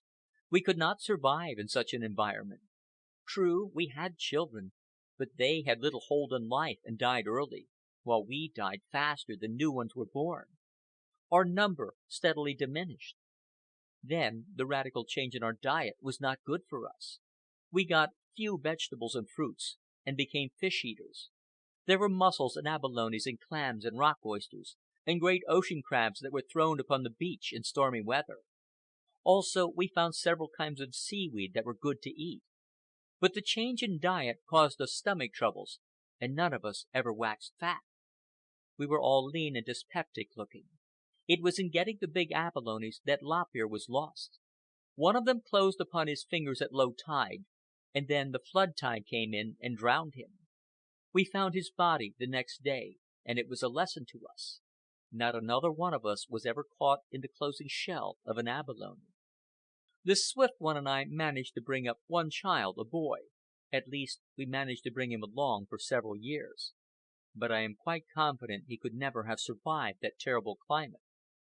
And then, one day, the Fire People appeared again. They had come down the river, not on a catamaran, but in a rude dugout. There were 3 of them that paddled in it, and one of them was the little, wizened old hunter. They landed on our beach, and he limped across the sand and examined our caves. They went away in a few minutes, but the Swift One was badly scared. We were all frightened, but none of us to the extent that she was. She whimpered and cried and was restless all that night. In the morning she took the child in her arms, and by sharp cries, gestures, and example, started me on our second long flight. There were 8 of the Folk, all that was left of the horde, that remained behind in the caves. There was no hope for them. Without doubt, even if the Fire People did not return, they must soon have perished. It was a bad climate down there by the sea. The Folk were not constituted for the coast-dwelling life. We traveled south for days, skirting the great swamp, but never venturing into it. Once we broke back to the westward, crossing a range of mountains and coming down to the coast. But it was no place for us. There were no trees, only bleak headlands, a thundering surf, and strong winds that seemed never to cease from blowing. We turned back across the mountains, traveling east and south, until we came in touch with the great swamp again. Soon we gained the southern extremity of the swamp, and we continued our course south and east. It was a pleasant land. The air was warm, and we were again in the forest. Later on we crossed a low-lying range of hills and found ourselves in an even better forest country. The farther we penetrated from the coast, the warmer we found it, and we went on and on until we came to a large river that seemed familiar to the Swift One. It was where she must have come from during the 4 years' absence from the horde. This river we crossed on logs, landing on side at the large bluff. High up on the bluff we found our new home most difficult of access and quite hidden from any eye beneath. There is little more of my tale to tell. Here the Swift One and I lived and reared our family. And here my memories end. We never made another migration. I never dreamed beyond our high, inaccessible cave. And here must have been born the child that inherited the stuff of my dreams, that had molded into its being all the impressions of my life, or the life of Big Tooth, rather, who is my other self, and not my real self, but who is so real to me that often I am unable to tell what age I am living in. I often wonder about this line of descent. I, the modern, am incontestably a man. Yet I, Big Tooth, the primitive, am not a man. Somewhere, and by straight line of descent, these two parties to my dual personality were connected. Were the Folk before the destruction in the process of becoming men? And did I and mine carry through this process? On the other hand, may not some descendant of mine have gone in to the Fire People and become one of them? I do not know. There is no way of learning. One thing is certain, and that is that Big Tooth did stamp into the cerebral constitution of one of his progeny all the impressions of his life, and stamped them in so indelibly that the hosts of intervening generations have failed to obliterate them. There is one other thing of which I must speak before I close. It is a dream that I dream often, and in point of time, the real event must have occurred during the period of my living in the high, inaccessible cave. I remember that I wandered far in the forest toward the east. There I came upon a tribe of Tree People. I crouched in a thicket and watched them at play. They were holding a laughing council, jumping up and down, and screeching rude choruses. Suddenly they hushed their noise and ceased their capering. They shrank down in fear and quested anxiously about with their eyes for a way of retreat. Then Red Eye walked in among them. They cowered away from him. All were frightened, but he made no attempt to hurt them. He was one of them. At his heels, on stringy bended legs, supporting herself with knuckles to the ground on either side, walked an old female of the Tree People, his latest wife. He sat down in the midst of the circle. I can see him now as I write this, scowling, his eyes inflamed, as he peers about him at the circle of the Tree People. And as he peers, he crooks one monstrous leg, and with his gnarly toes scratches himself on the stomach. He is Red Eye, the atavism. This is the end of Before Adam by Jack London, recorded by Tom Weiss, Tom'sAudiobooks.com.